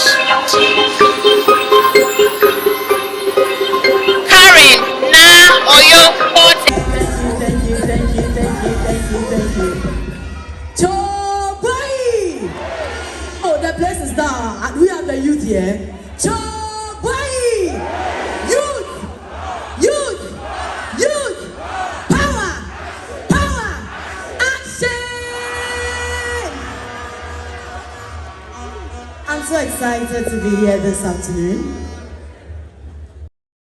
I'm Karen, by the way. I love ice cream. And I love my Saturday morning wachi. Of course, with plain tishito. Anyways, yes, with Willie. Anyways, this afternoon's conversation is not about my favorite atomic wachi. December 7, 2024 is a big day for young girls like me. And my girls and I want to tell you why. I came here with some of my friends, Gifty, Elsie, Priscilla, and my very adorable Selma Yoda, former 10th president of KNUST. Young girls and women like us do have dreams. My dreams actually scares me. I want to be a great woman, and I want to be a responsible leader in our dear nation, Ghana. As young girls, we understand that we must coexist and work together with other men and women to advance the cause of gender parity and ensure our country develops. Yet, are you not surprised that when a woman is running for SRC president in our universities or training colleges, it becomes so shocking that she's doing so? It is like she shouldn't be venturing into that arena. It's not a space. Most of you listening to me here have probably attended universities and know that what I'm saying is the truth. That the SRC president is for males and that women should be put into a small corner and must be content with roles like Women's Commissioner, General Secretary, and Treasurer. Yes, Women's Commissioner. In some of our mid schools, the boys are automatically carved out to be the head prefects, and ladies asked to be assistant girls prefects. In our schools, the boys prefects are automatically carved to deliver the school's speech and prize-giving day speeches. On occasions where folks are needed for a speaker for vote of thanks, or someone to share item 13, or the ashes, we look for the ladies. We have unfortunately and unknowingly been teaching our girls that top leadership is not meant for them. When a woman becomes MD of a company, it's historic.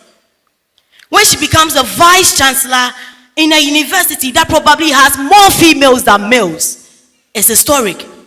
So we often hear the first woman to do this, the first woman to do that, the first woman to be here. But we never hear the first man to do this. Hello? We are in 2024. Our country gave women the right to vote at independence. We are a country that should adore and encourage women to be great leaders. Breaking barriers and leading should be a norm. Oh, if you are clapping, clap better.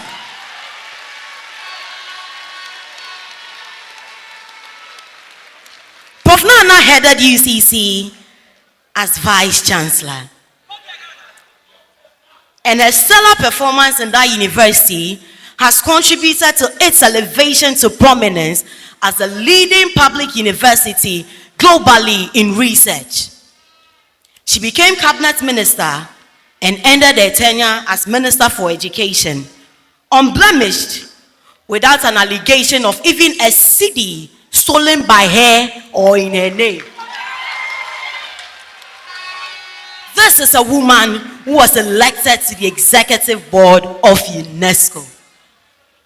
Yet, when she was announced as running mate, NPP top guns purchased Facebook bots and rented media started framing her as grandma in the name of political cynicism and without taking a moment to reflect over her achievements in 2024. Indeed, a leading NPP political figure questioned President John Mahama for choosing a female running mate right in our House of Representatives, our parliament, in 2024. A place where out of the 275 members, we have only 40 to be women. In a republic where there are more women than men. I don't know what they were thinking. But we young people, we love our grandmothers. And in fact, Professor Nana Jane Opoku Ajiman is a super cool grandmother.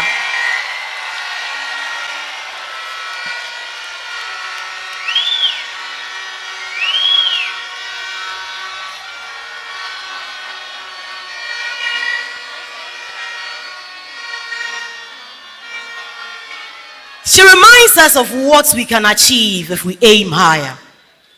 She is a powerful reminder that with perseverance, young girls like us can bring something to the table. That your wife, your sister, your mother, your daughter, and probably many other young girls like me can become the vice president or president of Ghana. Are you clapping for that? And that is why she's opening the door for all of us. She inspires us to dream, to be successful leaders in banking, academia, business, and many others. We have confidence in President John Dramani Mahama. In spite of the naysayers against his choice by the people, standing in the way of progress of women, he stood his ground because he is visionary and understands fully well the importance of opening the door for women. This means a lot to us women. Can we give a round of applause to His Excellency John Dramani Mahama?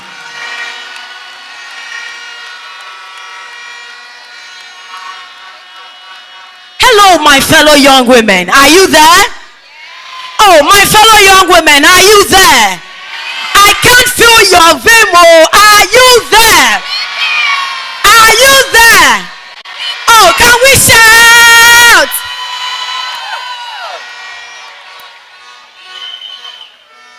Let's go out in our numbers. Come December 7, 2024.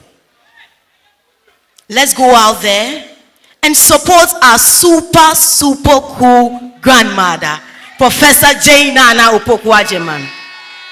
I call her the selfless, the experienced, the incorruptible Auntie Nana. And myself, my girls and I, and all the boys out there who were equally born by women, officially outdoor her today, her campaign. I'm with her campaign. Yes, we are with her. We are with Professor J. Nana Opoku Ajiman. Let's go all out and campaign for John Mahama and Professor Nana Jane Opoku Ajiman. This is a forward fight for our democracy, and I invite every woman, young or old, to join in this fight.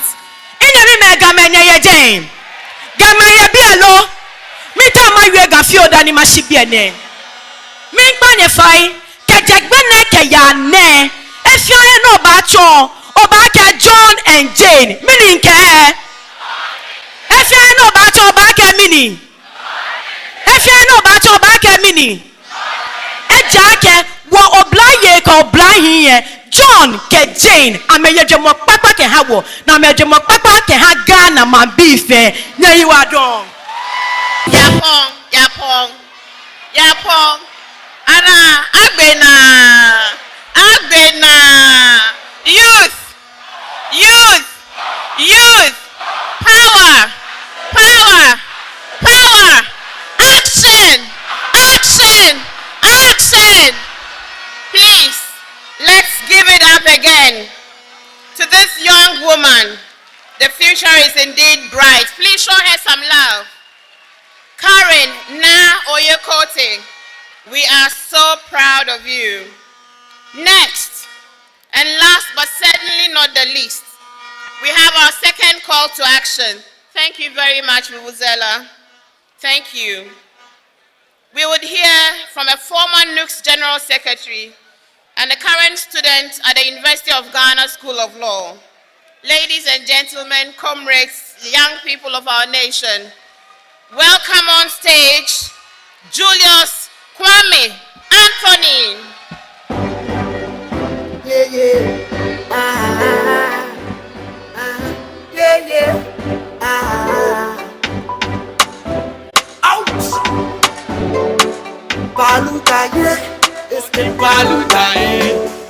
Koe mama, edie koe mama. Kanjani wapa, edie koe mama. Boys kope, orati unyai seke. Defwa dia ya fanchiche. Mama kowa nyame ya, kapa mapevi ya menya. Ayamido. His Excellency John Dramani Mahama is therefore Chiche. I will stand on existing protocols and recognize with deep respect and gratitude His Excellency John Dramani Mahama, the next President of the Republic, come January 7, 2025. I also recognize with pride the history maker, the record setter, the next Vice President of the Republic of Ghana, Professor J. Nana Opoku Ajiman. Leadership of the NDC, ladies and gentlemen, comrades, there is no time, not just in this auditorium, but for our beloved Ghana. There is no time at all. We are in the eye of the worst crisis ever to be seen in a generation. Every sector of our economy is in ruins. Take it from health. Just yesterday, people died at Kolebu because we don't have 2 million Ghana cedis to pay for dialysis. Take it from education. Our GETS fund has been dissipated. Our students cannot pay school fees because to afford a master's in Ghana today, you must hold about 15,000 to 30,000 cedis. Take it from agriculture. Our country is in peril. Agricultural growth is in the negative. Young people who venture into farming grow poor simply because the cost of fertilizer increases on a daily basis. Take it from housing. As Solomon Riley stated, unenforced laws are useless. There are many of us young people here today who still owe rent. Our landlords are after us and nothing is being done about it. My friends, everywhere and everything has collapsed under the corrupt and failed leadership of President Akufo-Addo and Dr. Mahmoud Bawumia. And out of desperation, our young people are looking for any and every means out of this country. Today, there is more pride and dignity in cleaning toilets in Europe than acquiring degrees in Ghana. We have a situation today where young people would gladly tell you that I would grab a Dutch passport and be a toilet cleaner than stay in Ghana. And what is the reason why? Our country has been plundered, our country has been ripped off, and corruption has taken over the fabrics of this country. And in the face of all this predicament, when young people raise their voices and speak up against the gross injustice and demonstrate against the abuse of power, we are told in a very condescending manner, go face yourselves. We are told to go face ourselves. How do we face ourselves when our parents die at Kolebu simply because the government cannot buy products for dialysis treatment? How do we face ourselves? Then these same young people who must fix themselves in Ghana suddenly become the best care workers when they find themselves in the United States or in the United Kingdom. How did we get here? Well, while out of desperation, young people want to flee the shores of Ghana. Leaving Ghana is only one of the options or alternatives of privilege that the people, the class that has seized this country for themselves, do. I speak from a sad heart when I talk about the fact that the young boy from Adafianu in the Volta region would not be able to get a scholarship at the scholarship secretariat, but the daughter of the chairperson of GMPC, who increases his own salary by 400%, whose son has millions of dollars to offer to buy state assets, get scholarships to go and qualify for the bar of England and Wales. Tell me, friends, explain to me, how does a person qualifying to practice at the bar of England and Wales benefit the people of the Republic of Ghana?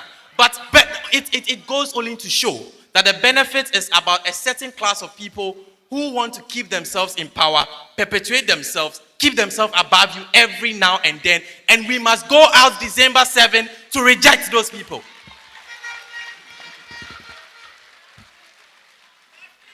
If not for sheer wickedness, sheer insensitivity, lack of conscience, and thieving classism. And I want to take that part again. Thieving classism. Explain to me why it makes sense that young people are told today that in the face of unemployment to the tune of 28%, in the face of young people up to 2 million without jobs, without training or skill, we are told that our way out of life is to borrow. Listen to me. No matter how they sugarcoat it, no matter how they say it in English, no matter how flowery they make it, if anybody tells you that without jobs, he's giving you a system where you can borrow, they are asking you to live your very basic life every day on borrowing. That proposition is on the ballot, and that proposition must be rejected.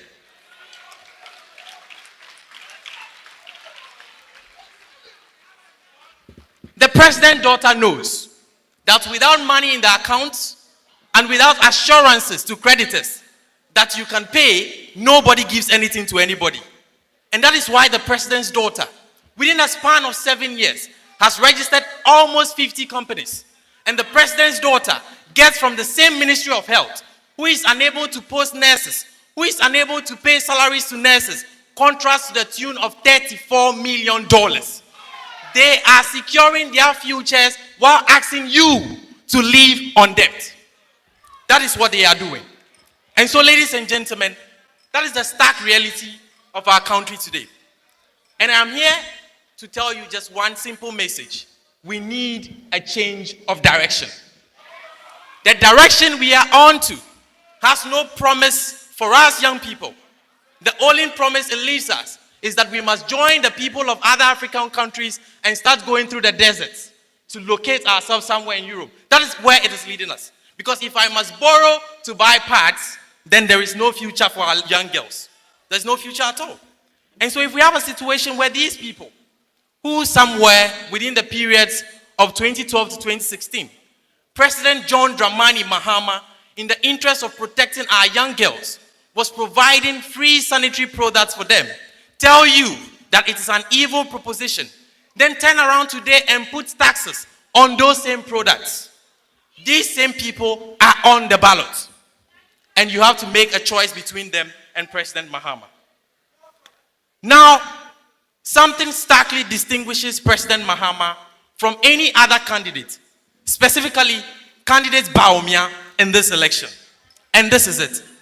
President Mahama's propositions, from digitalization to health to infrastructure, name it, have a correlation and trace to something he has done in the past before. Trace Vice President Bawumia's promises to anything he has done before, and it is failed promises upon failed promises. I start on this note. President Mahama tells you that he is going to make an investment of $50 million in the fintech industry.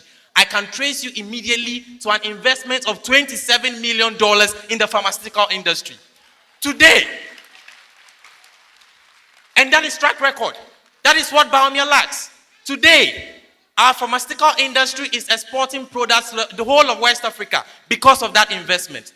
That investment which President Mahama proposes this time is going to be linked to the records of his achievement in the digital and innovation industry. I speak to you today to remind you that the Accra Digital Center is linked to this initiative of training 1 million coders. That is track record. Tell me how Vice President Bawumia can link credit scoring to his record of high interest rates, to his record of the state itself being in debt, to his record of increasing exchange rates on a daily basis. Tell me.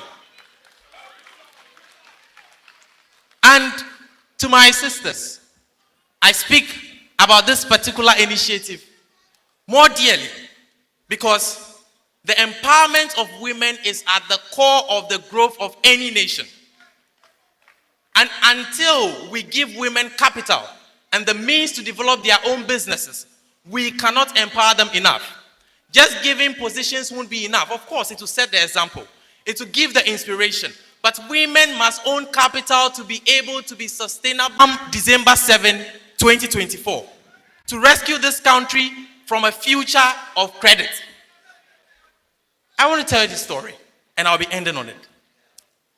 In every neighborhood, there is this provision shop where once a while you may see an inscription on it, no credit. To deter a prolific borrower or credit purchaser from coming to that shop. Ladies and gentlemen, how many of us in this auditorium and wherever you are under the sound of my voice wants to be the inspiration behind that inscription? The future Mahamudu Bawumia proposes to you is a situation where even if you will not get the no credit signal in town, you'll be receiving it in your emails because you have been living on borrowing too much. And so while President Mahama promises job and the future of self-development, Vice President Bawumia promises you debt even into your graves. Done. People saved all their lives, only for one president to seize all of it. And so, ladies and gentlemen, you have an obligation as young people to save that generation as well, not only in your generation. Ladies and gentlemen, you have an obligation to save the younger generation in our basic schools who do not have textbooks today, but the president thinks that printing Pasco through sole source deals to his friends is a way to develop them. You have a duty to them as well because they would not be voting. And so I am calling on you, wherever you are, anywhere in the country, whether in Accra, in the Volta region, in the north, in the hinterlands, the duty is one. Make sure that come December 7, 2024, you mobilize people in your community, you move from house to house, remind the people of Ghana the dire situation we have to save ourselves from. And President Mahama represents candor, honesty. Today, Vice President Bawumia cannot subject himself even to a single media interview. Vice President Bawumia cannot. But President Mahama represents that credibility that is lacking in our system. He subjected himself to serious media scrutiny, and beyond that, President Mahama is the only former head of state to subject himself to an investigation of the state institution and came out cleared, clean, white, and acquitted.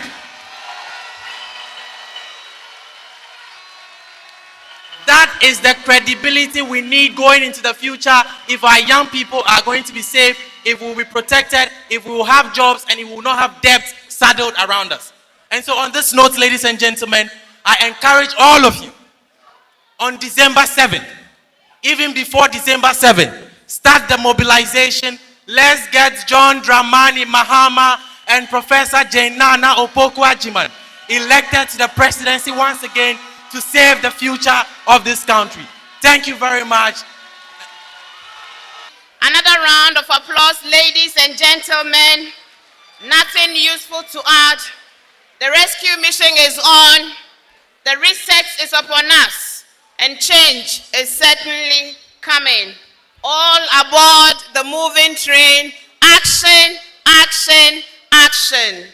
And so, ladies and gentlemen, before the time we've all been waiting for to hear from the man of the moment, let me just add, if you're watching us as a young person, any corner of the earth, any corner of the country, please take a phone, take a paper and pen and write this number, 059692067. If you're in this hall, please write this number down as well. 059920677. This is a contact to the Youth Call Center. Act now, this moment, this minute. Give us a call and find out in what ways you can join the NDC 2024 campaign and in what ways you can register to be part of your future. Take action now. Please take this number, call the call center, and we'll help you along your way to prosperity, to a future that we are all building together. And I'd like to also quickly add and acknowledge the presence of the Honorable Margaret Ansei Mago, who is the National Women's Wing Task Force Coordinator, representing our indefatigable Women's Commander, Dr. Nabisu Mago. Where are you? Thank you. Please give her show her some love. I also like to acknowledge briefly and quickly Honorable Kwesi Opong-Fosu, former local government minister, Honorable Yile Tre, my own family. Thank you for the love, the mentorship, the guidance. We love you very much. Lawyer Wanda Kuto, NEC member, Honorable Mavis Frumpong, former Minister Eastern Region, Honorable Yakubu Al-Hassan, former MP, Deputy Minister of Brick, and Concerned Drivers Association. Sharaf Mahama, where are you? Get up, get up. Rise into the witness box. Sharaf, do you give your father to the country for the next 4 years? We should take him. We have him. The eyes have it. Thank you, Mahama. Let us welcome the hard-working Julian M. Kobina. Please show him some love. Show him some love.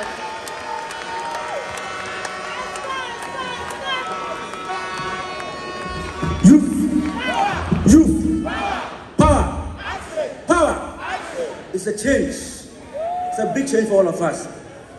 Thank you, everyone. I have a very simple job today, probably the smith of the afternoon. To introduce to you Ghana's next president and the flag bearer of the National Democratic Congress. I do this on behalf of the Ministerial Committee that works under the Wise Council of President Subuafo and Nana Oyado, and also the leadership of the National Youth Wing of the NDC. The job of a president is a very sensitive and difficult job. Even more complex is the job of a president of a nation that's under decline, like we have in this country. That's why the choice of the next president is very crucial. We must put our best foot forward as a nation. His Excellency John Mahama knows the pulse of the nation. He knows the heart of this nation. He's been an assembly member, member of parliament, deputy minister, vice president, and president. Today, he comes to us also as a citizen, as one of us. He is the most qualified to do this job as Ghana's president. And then from day one, he will begin to register to this nation with all the experiences he has gathered as a faithful Ghanaian. He comes to the table with a lot of experience, the benefit of hindsight, and the clarity of vision that our public needs so much in this dire need of our circumstances. You know, folks, our president is also our chief diplomat. We need a consummate diplomat, a man with us be our best bet and our representative in the Committee of Nations. You can move around and compare with all the other candidates running for elections in this 2024. So here comes a man, H.G. John Mahama, former chair of ECOWAS. In 2003, he became a member of the Pan-African Parliament, serving as the chairperson of West African Caucus until 2011. He was also a member of the European and Pan-African Parliament Ad hoc Committee on Corporations. On June 2014, he was elected the chairperson of the African High-Level African Trade Committee. He became a member of the UNDP Advisory Committee on Conflict Resolution. Again in 2016, he co-chaired the Sustainable Development Goals Advocacy Group working to achieve the UN Sustainable Development Goals. At this juncture, ladies and gentlemen, it is the honor of my life to introduce to the podium our next president, the man to lead everybody on this, our Nehemiah, our Ezra, and our new David. Thank you very much.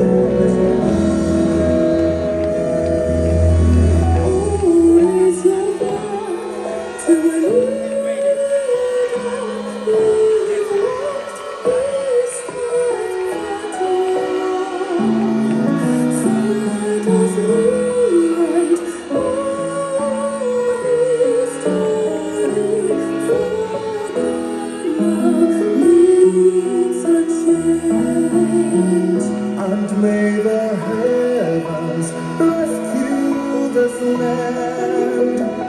We need a man with vision to lead. John Mahama is the man for us. Oh, Ghana needs a change. Oh, I am sorry and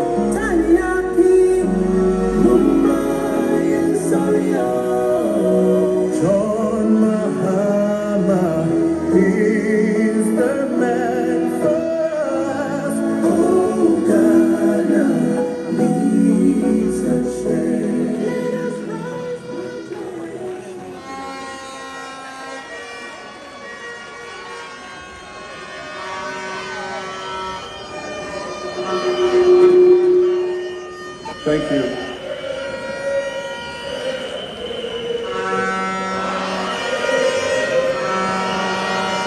Thank you.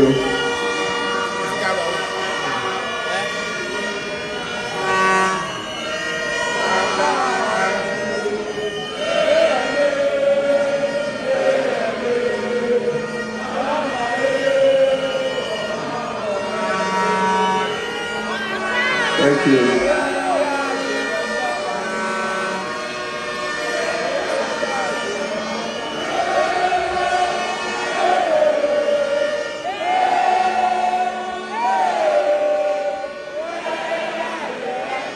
Thank you.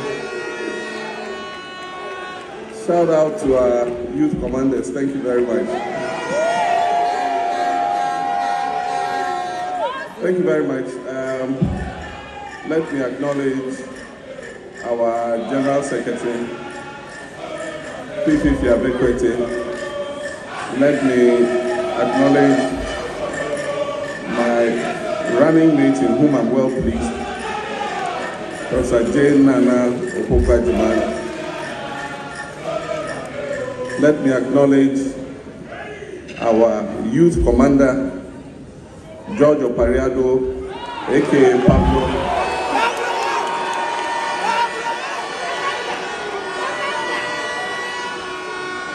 Let me acknowledge our vice chairman of our party who are here present.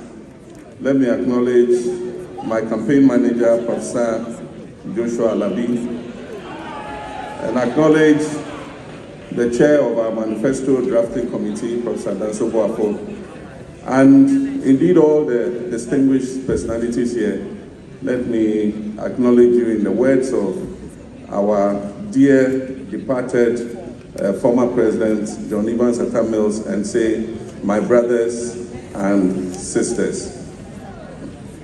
Thank you very much, and I'm happy to join you on the occasion of International Youth Day. To all of you, my children, my nieces and nephews, my sisters and brothers, and my beloved, talented, and dynamic young Ghanaians, I want to thank you for the honor. And I'm excited to have the opportunity to launch the National Democratic Congress Youth Manifesto before you today on August the 12th.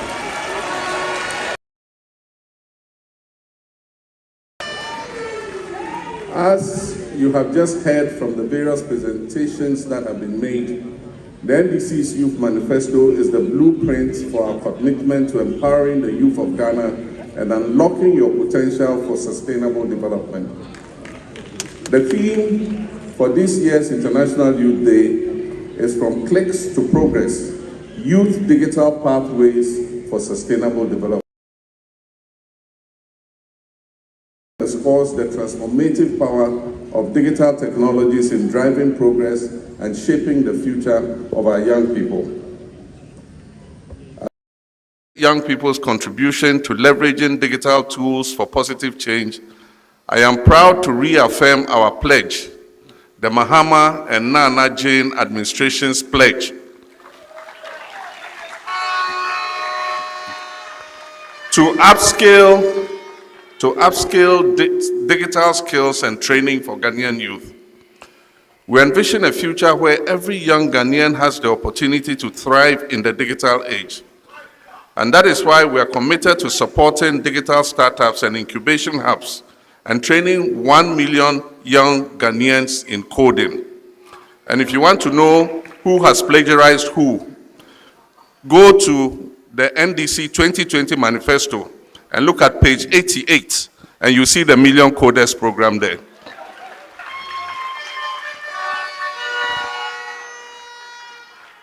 Additionally, we will invest the equivalent of $3 billion in collaboration with the private sector to build a vibrant technology and fintech industry that will create jobs and boost economic growth in Ghana.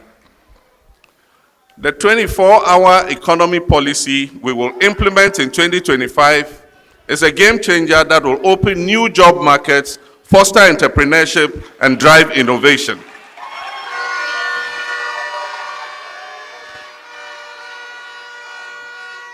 By creating an enabling environment for young people to thrive, we will lay the foundation for a prosperous future for all Ghanaians, not just a few. But our commitment to the youth goes beyond digital empowerment. The NDC Youth Manifesto outlines several key initiatives, including increased access to quality education from the basic and second cycle to tertiary levels, affordable healthcare, and numerous job creation programs. Ladies and gentlemen, I want to acknowledge the commendable effort of our National Youth Wing led by indomitable George Opariado,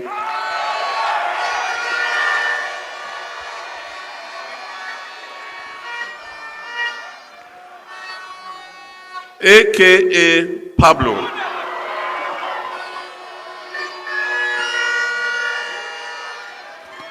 for this excellent, well-choreographed youth event. Since I launched Ghana's first national youth policy in Cape Coast in 2010, during my tenure as Vice President of this country, I remain committed to recognizing and honoring our youth on International Youth Day. And as President, I consistently hosted gatherings with young people and youth development stakeholders to celebrate the ingenuity and contribution of the youth to our country. And indeed, one of the most memorable of those occasions was the day I spent with a young cocoa farmer and his family in Asen North. We were later to come and win a historic by-election in that constituency. Also during my presidency, my government prioritized investments in youth development across various sectors, including education, skills training, health, recreation, sports, and job creation. We expanded access to skills training opportunities throughout the country, as well as to teacher and nursing training programs and tertiary education. I also purposefully appointed intelligent and hardworking young men and women to serve in my government, and they performed creditably well.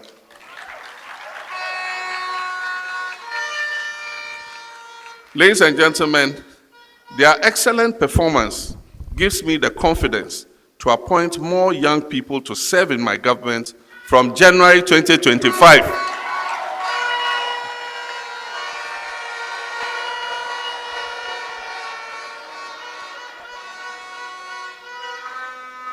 God willing, when I am voted president. You just saw the talent that was displayed here this morning. We have the young men and we have the young women.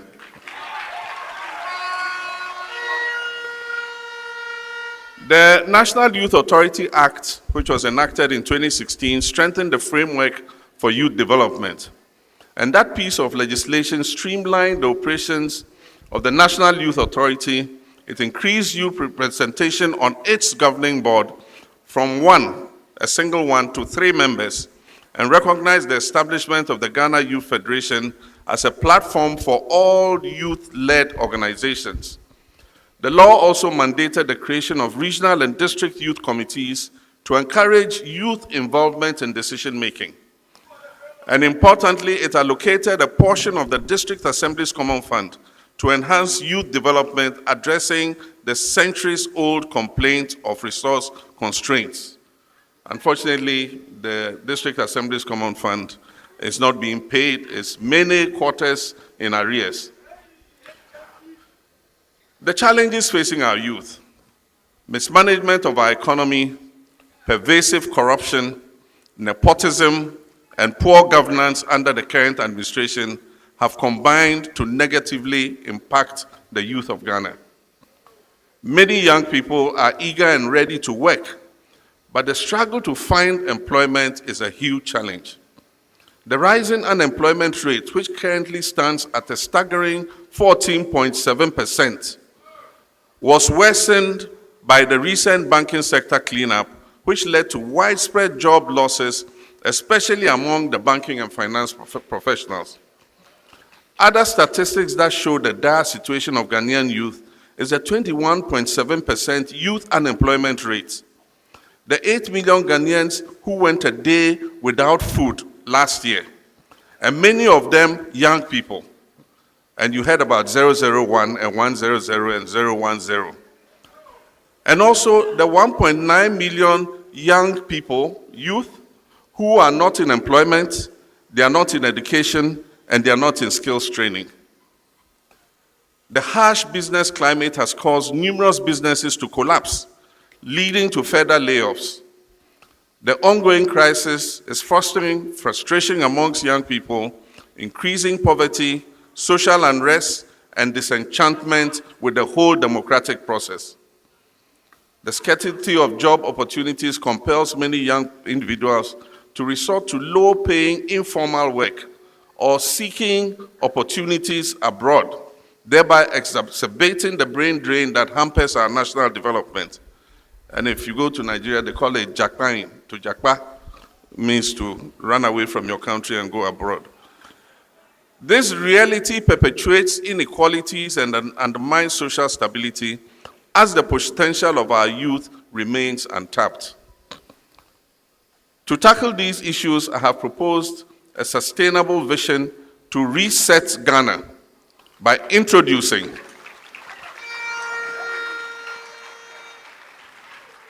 we need a reset by introducing and aggressively implementing the 24-hour economy policy.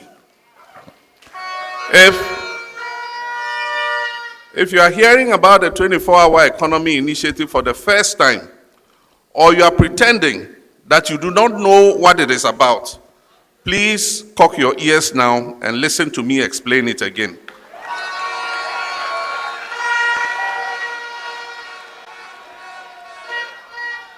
This is a policy that is not peculiar only to Ghana. A 24-hour economy will enable one job to be shared across 3 shifts and employ 3 persons, providing job opportunities for 3 workers instead of 1. And that is what my intelligent, eloquent, younger sister, or should I say my daughter, explained as 1, 3, 3.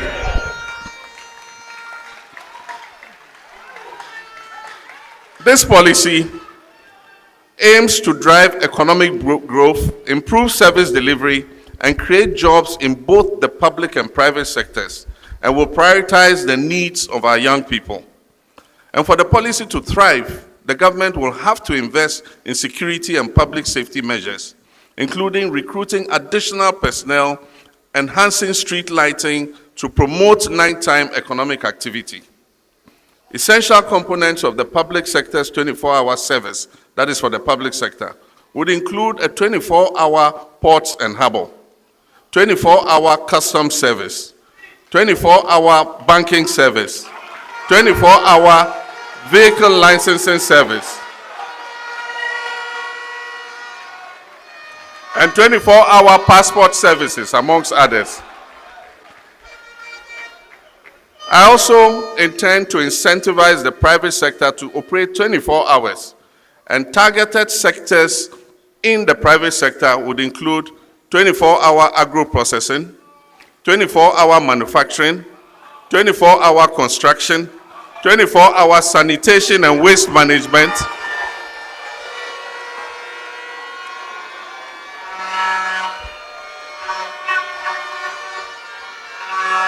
24-hour transport services, 24-hour financial institutions, and 24-hour retail and tourism services.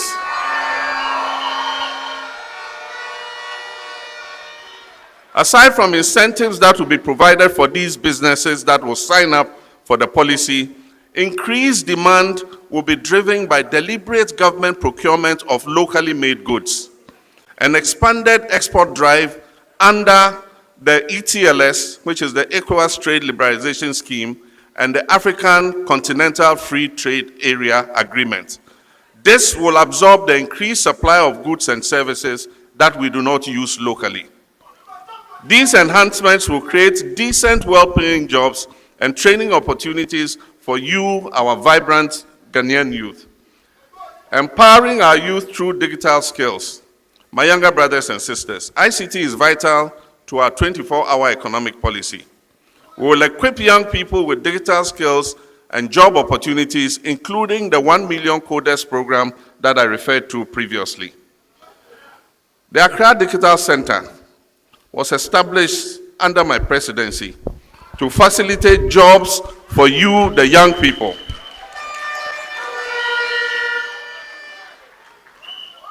We will decentralize the center to other regions, and these centers will train students and unemployed graduates, enabling them to capitalize on digital job opportunities.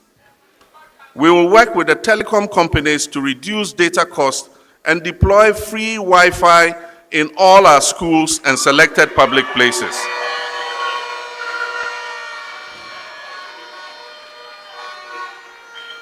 And we have the capacity to do this. With fiber, with satellite internet, we can provide free Wi-Fi services to all our public institutions. My dear Ghanaian youth, the 8-hour work system that we currently operate is woefully inadequate to generate the production, the productivity, and well-paying jobs that are needed to revive Ghana's bankrupt economy. They are also inadequate to produce enough jobs for our young people. As I stated during my John Mahama Live virtual event some weeks ago, extraordinary times require extraordinary interventions for exceptional results. Ghana is experiencing extraordinary hardships, and the youth are also choking under the yoke of these hardships. This being the case, the 24-hour economy initiative is the best and most extraordinary pathway to generating the decent and well-paying jobs that our young people need, the jobs that our young people are waiting for.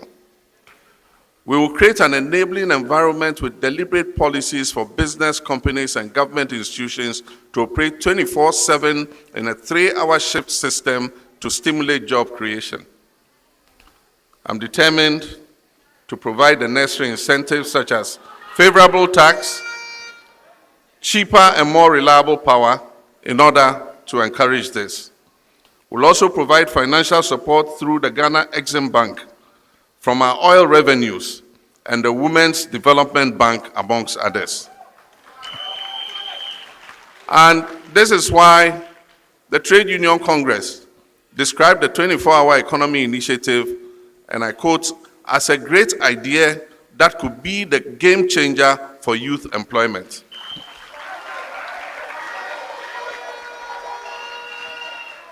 And also note that the Ghana Federation of Labor, the Chamber of Local Government, the National Union of Ghana Students, and the IEA, amongst many other well-meaning Ghanaians, have spoken favorably about the 24-hour economy initiative.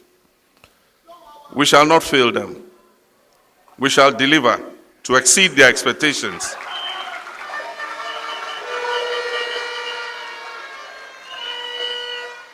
And we will create the jobs that you young people have been waiting for.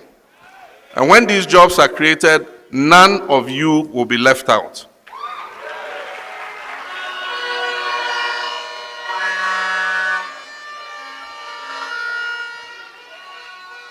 But let me say at this point that before I left office in January 2017, my government, through the NDPC, that's the National Development Planning Commission, had developed the 40-year development plan. And this 40-year development plan had captured the 24-hour economy initiative. So it's not like a new initiative. We had thought about it already in 2017. My children, my young brothers and sisters, elections have consequences. And this is why you must vote wisely for change on December 7th.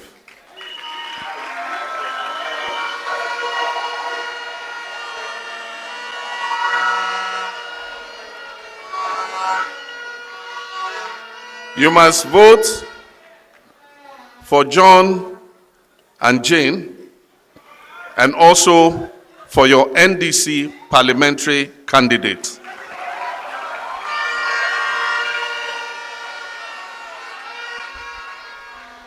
Because we need a healthy majority in Parliament to be able to carry out the programs that are needed to provide jobs for our young people. I'm resolute in my commitment to establish a dedicated ministry for youth development. This ministry will centralize the coordination of youth initiatives in Ghana. It will facilitate job creation. It will promote entrepreneurship. It will provide scholarships and enhance youth participation in decision-making, while ensuring the effective implementation of the National Youth Authority Act. Despite various initiatives, a significant gap still exists between the skills offered by educational institutions and the demands of our job market. Only about 10% of our young people receive formal skills training and thereby hampering their employability and their economic prospects. This current situation is detrimental to innovation and economic growth, and particularly affecting artisans and craftsmen who need access to modern tools and training. And therefore, to address these shortcomings, the next NDC government will partner with religious bodies and other non-governmental organizations to invest in diverse skills development programs to enhance the economic opportunities that are available to our young people. And so, the National Apprenticeship Program, which is NAP, and the expanded TVET centers will provide skills upscaling for youth who do not progress to the tertiary level. Political bias and nepotism have tarnished the recruitment processes within Ghana's security services and our public sector. This undermines trust in public institutions and creates disillusionment amongst our youth. Under my leadership, recruitment will be decentralized to ensure equitable representation of all our citizenry within the security agencies and our public services.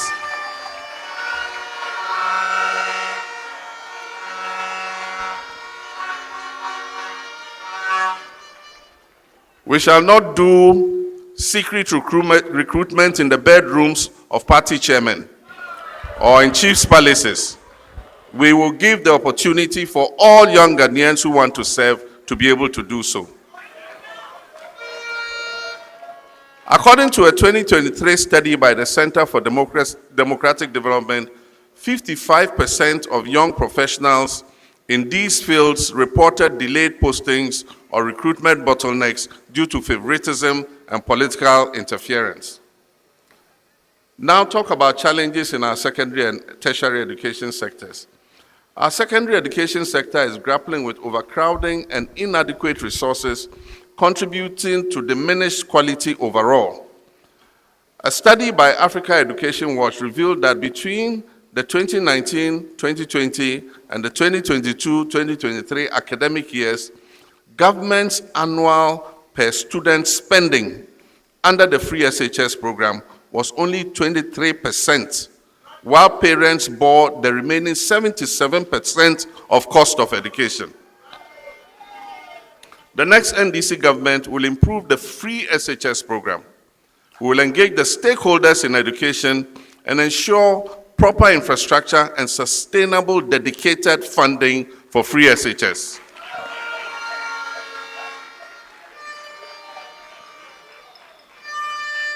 We shall also decentralize the procurement of food and other supplies to the headmasters and school bases in order to improve the quality of food and also boost the local economies in the districts where the schools are located. We shall expand access by building more infrastructure in existing secondary schools, and we shall dedicate funding to completing the E-blocks in order that more children can have the opportunity to go to school. We will abolish the double-track system.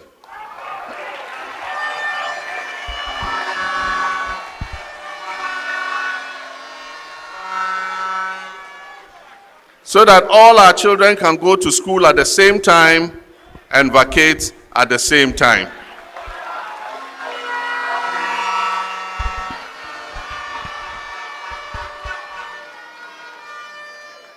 Our kids will not come and stay at home for 4 months and go to school having forgotten everything they learned in the previous term. Moreover, tertiary students face financial barriers, with over 40% struggling to afford education and accommodation. And as I recently announced during a visit to the University of Ghana, my government will partner with the private sector to demarcate a portion of the vast tracts of land that the universities are holding to construct hostels for students on campus at reasonable rates.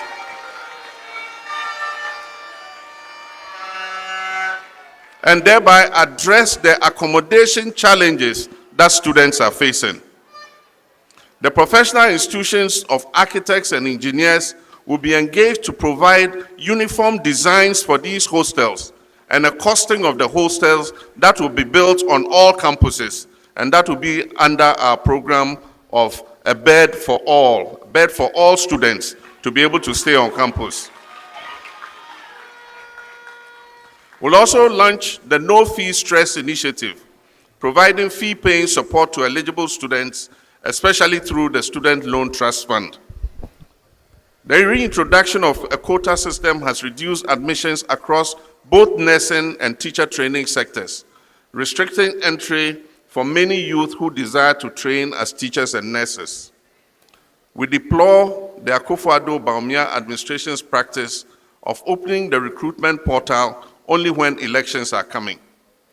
We will implement a policy of continuous recruitment of teachers and nurses, especially for the underserved areas.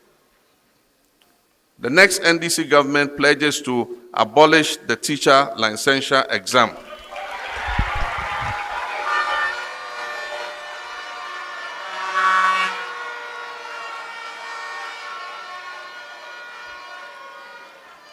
We will make teacher licensing a part of the final year program in colleges of education.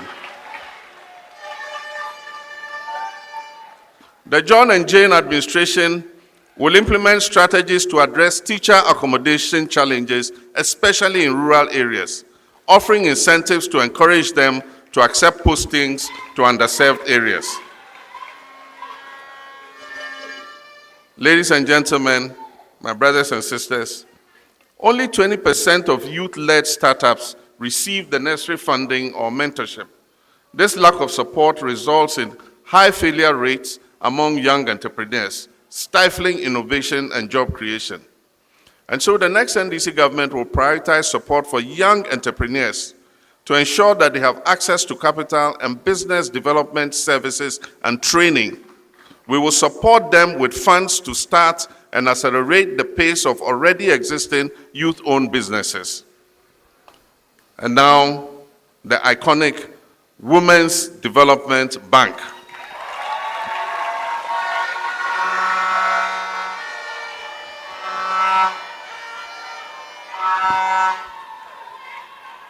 The Women's Development Bank will also help ensure gender equality by providing funds to millions of women across the country. My dear young women, I urge you to take advantage of the prospect that this Women's Bank is going to offer. You can start your small and medium enterprises, and you can be sure that the little capital and credit that you need will be provided. Training will be provided on how to manage your businesses so that you can grow your businesses and create more jobs for yourself and the teeming youth of this country. This unique bank will focus on job creation and the myriad of challenges women-owned businesses face in accessing credit and financial resources.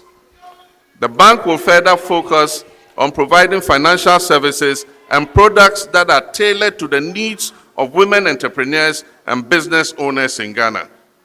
It will train young females and non-graduates in entrepreneurship and finance them to start food and beverage, manufacturing ventures, agro-processing, trading and commerce, and marketing of various local products. The Women's Bank will be one of the major sources for reducing imports because it will micro-target products that stimulate import substitution.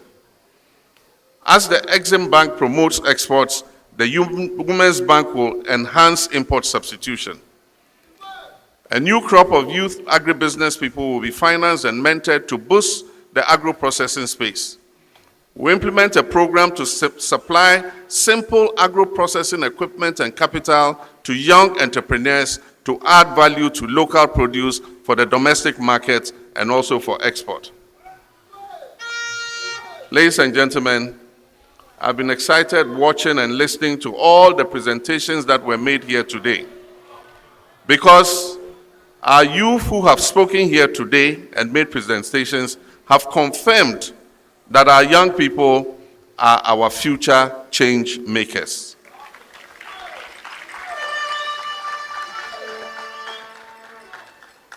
For me, John Dramani Mahama, I've always recognized the incredible potential and power of our young people. I'll continue to recognize and appreciate the importance of empowering them to help shape a better tomorrow for our country.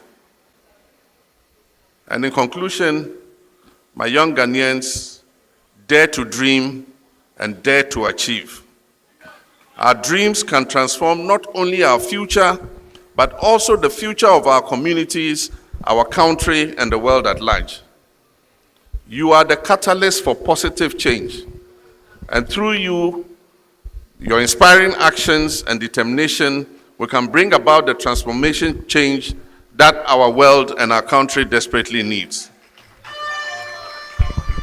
Young people, remember always to dream big. Remember always to aim high. And remember always to strive for greatness. The power you wield as a young Ghanaian is immense and powerful. By unleashing your potential and embracing your destiny, you can make a global impact. Understand that the future of our nation lies in your hands, and we're committed to supporting you every step of the way in realizing your full potential. Young people are the driving force behind sustainable development, and your voices need to be heard loud and clear. And this is why I've decided, in addition to this function on International Youth Day, to host a Mahama Youth Town Hall meeting later tonight at the Bukom Boxing Arena.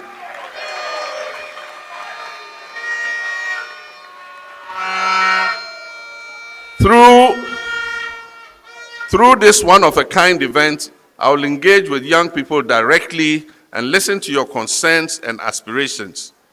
Your vote as a young Ghanaian is not just a choice, but is a powerful tool for shaping the future of our country. And so as you join hands with me to build the Ghana we want together, I assure you I will wage a relentless fight against corruption.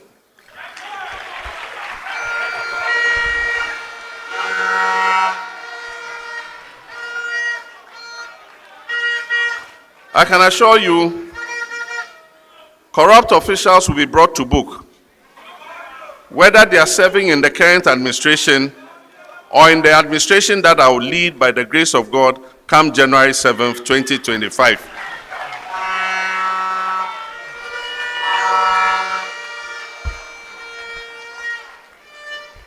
We must take this country that was given to us, bequeathed to us, by those who struggled for independence, including our world-recognized founder, Dr. Kwame Nkrumah. We must take this country. We must take that country, Ghana, back from the small family cabal and open up the opportunities for all our people, irrespective of politics, ethnicity, or religion. You can also be assured that, as we have promised, some of the obnoxious taxes that have been imposed on our people and have become a heavy tax burden will be scrapped, including the e-levy.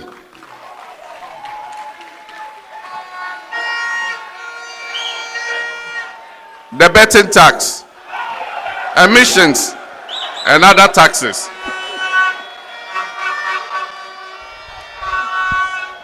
My brothers and sisters, I urge you to stand with us and stand for your dreams and stand for the Ghana we want to build together. Together we can build the Ghana we want, where every young Ghanaian has the opportunity to succeed and not just based on family and relationships. With these policy proposals, I invite you, the youth of Ghana, to partner with me and Nana Jane in our shared commitment to restore the nation's potential for future generations. Together, let us forge a brighter path for Ghana, a nation where the dreams of our youth can flourish. Let us work together towards a future of progress and prosperity for all. And I wish you a happy International Youth Day. And I have the honor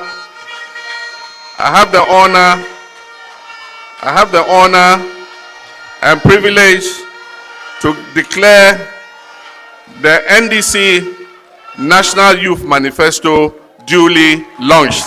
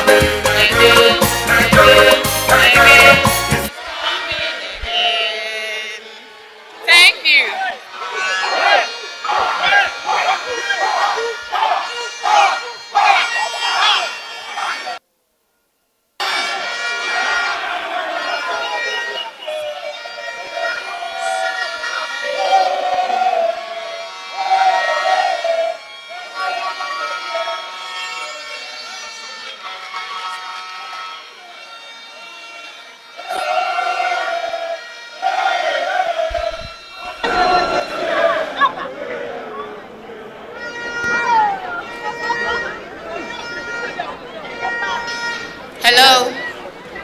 Thank you very much, Your Excellency.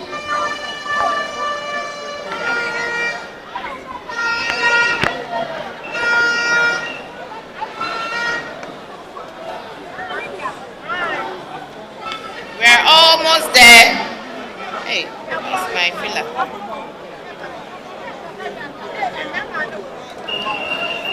What's the thing I wrote?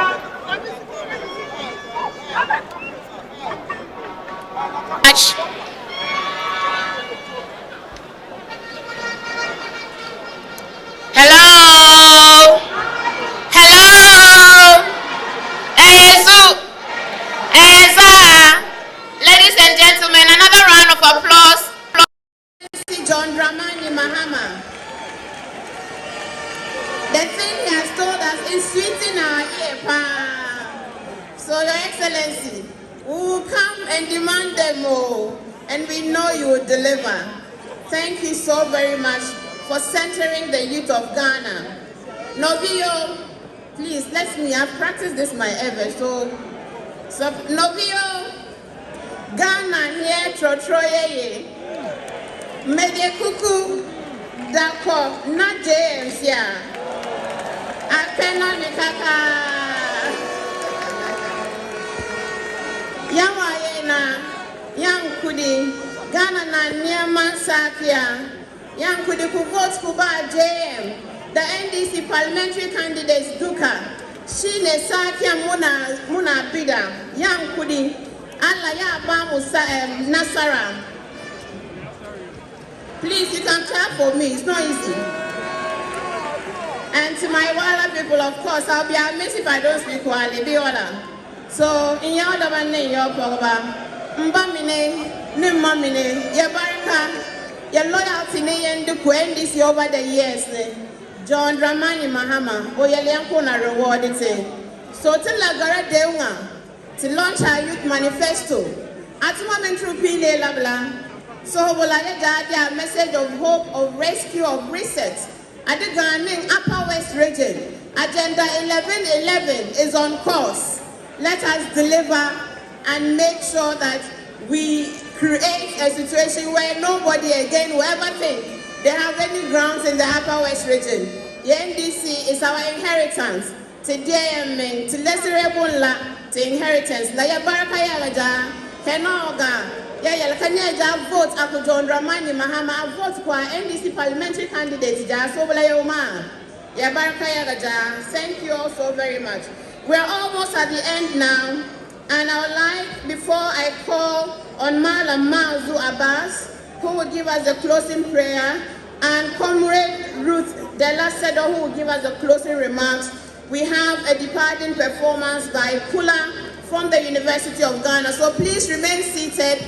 After the performance, Ruth, after the performance. You're already here. Okay, so Ruth will give us closing remarks. We'll take a performance and then the, the closing prayer. Please remain seated.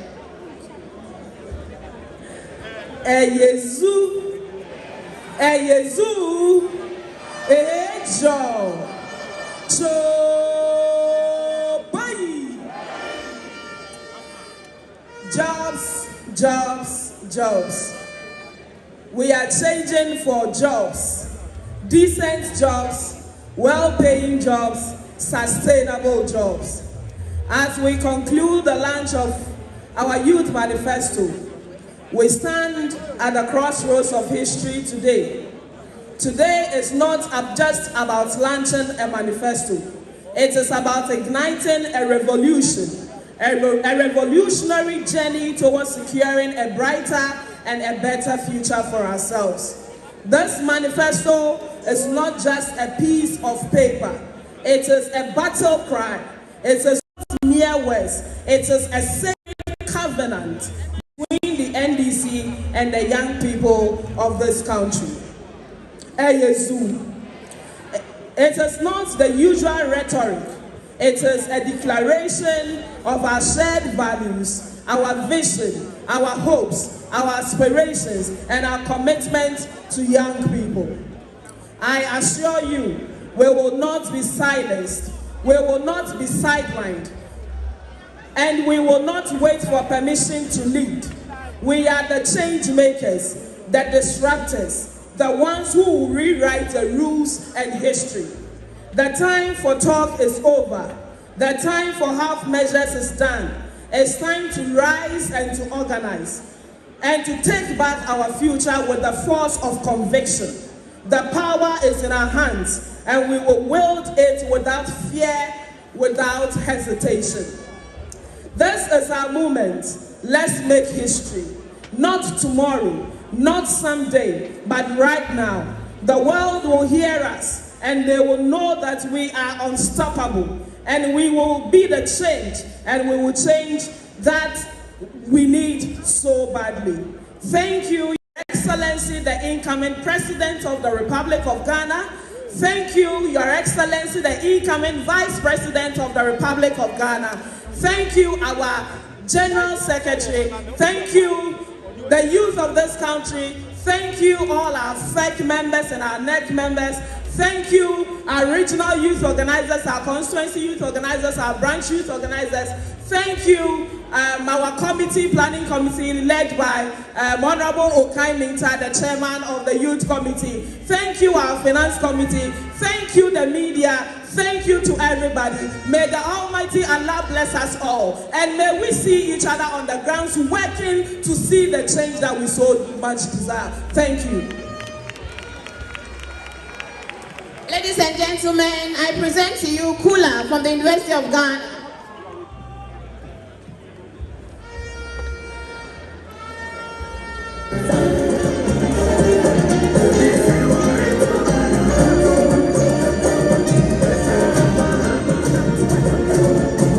This one is a stubborn banger.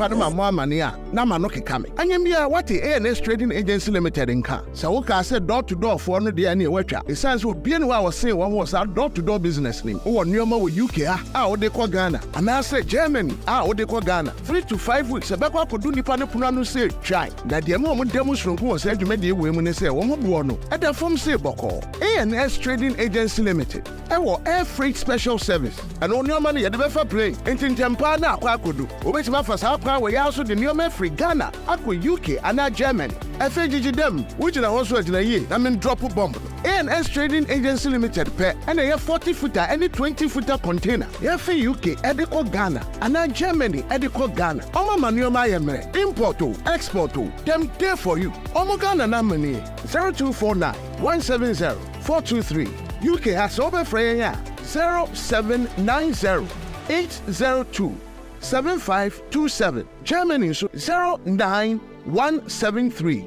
771 2733 Ubenya ANS Trading Agency Limited our West Croydon ANS Trading Agency Limited Quantum Brantem Wana Beboya Baso Mary next time in your fill up from the Bebro.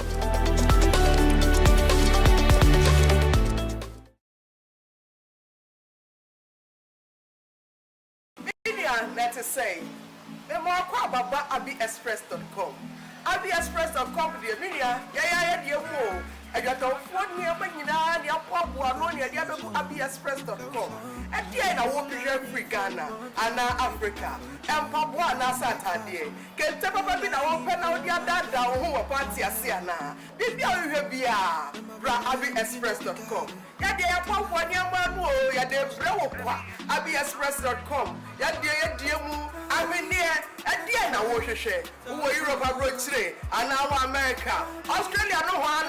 Now that's Asia now here. Maybe I will be in Srokra. Everyone is on abbyexpress.com. Now the Warrior was Sabeka. abbyexpress.com. Where they end your mo abbyexpress.com. Where they papa abbyexpress.com. Yeah, the Ghana help 12 hours.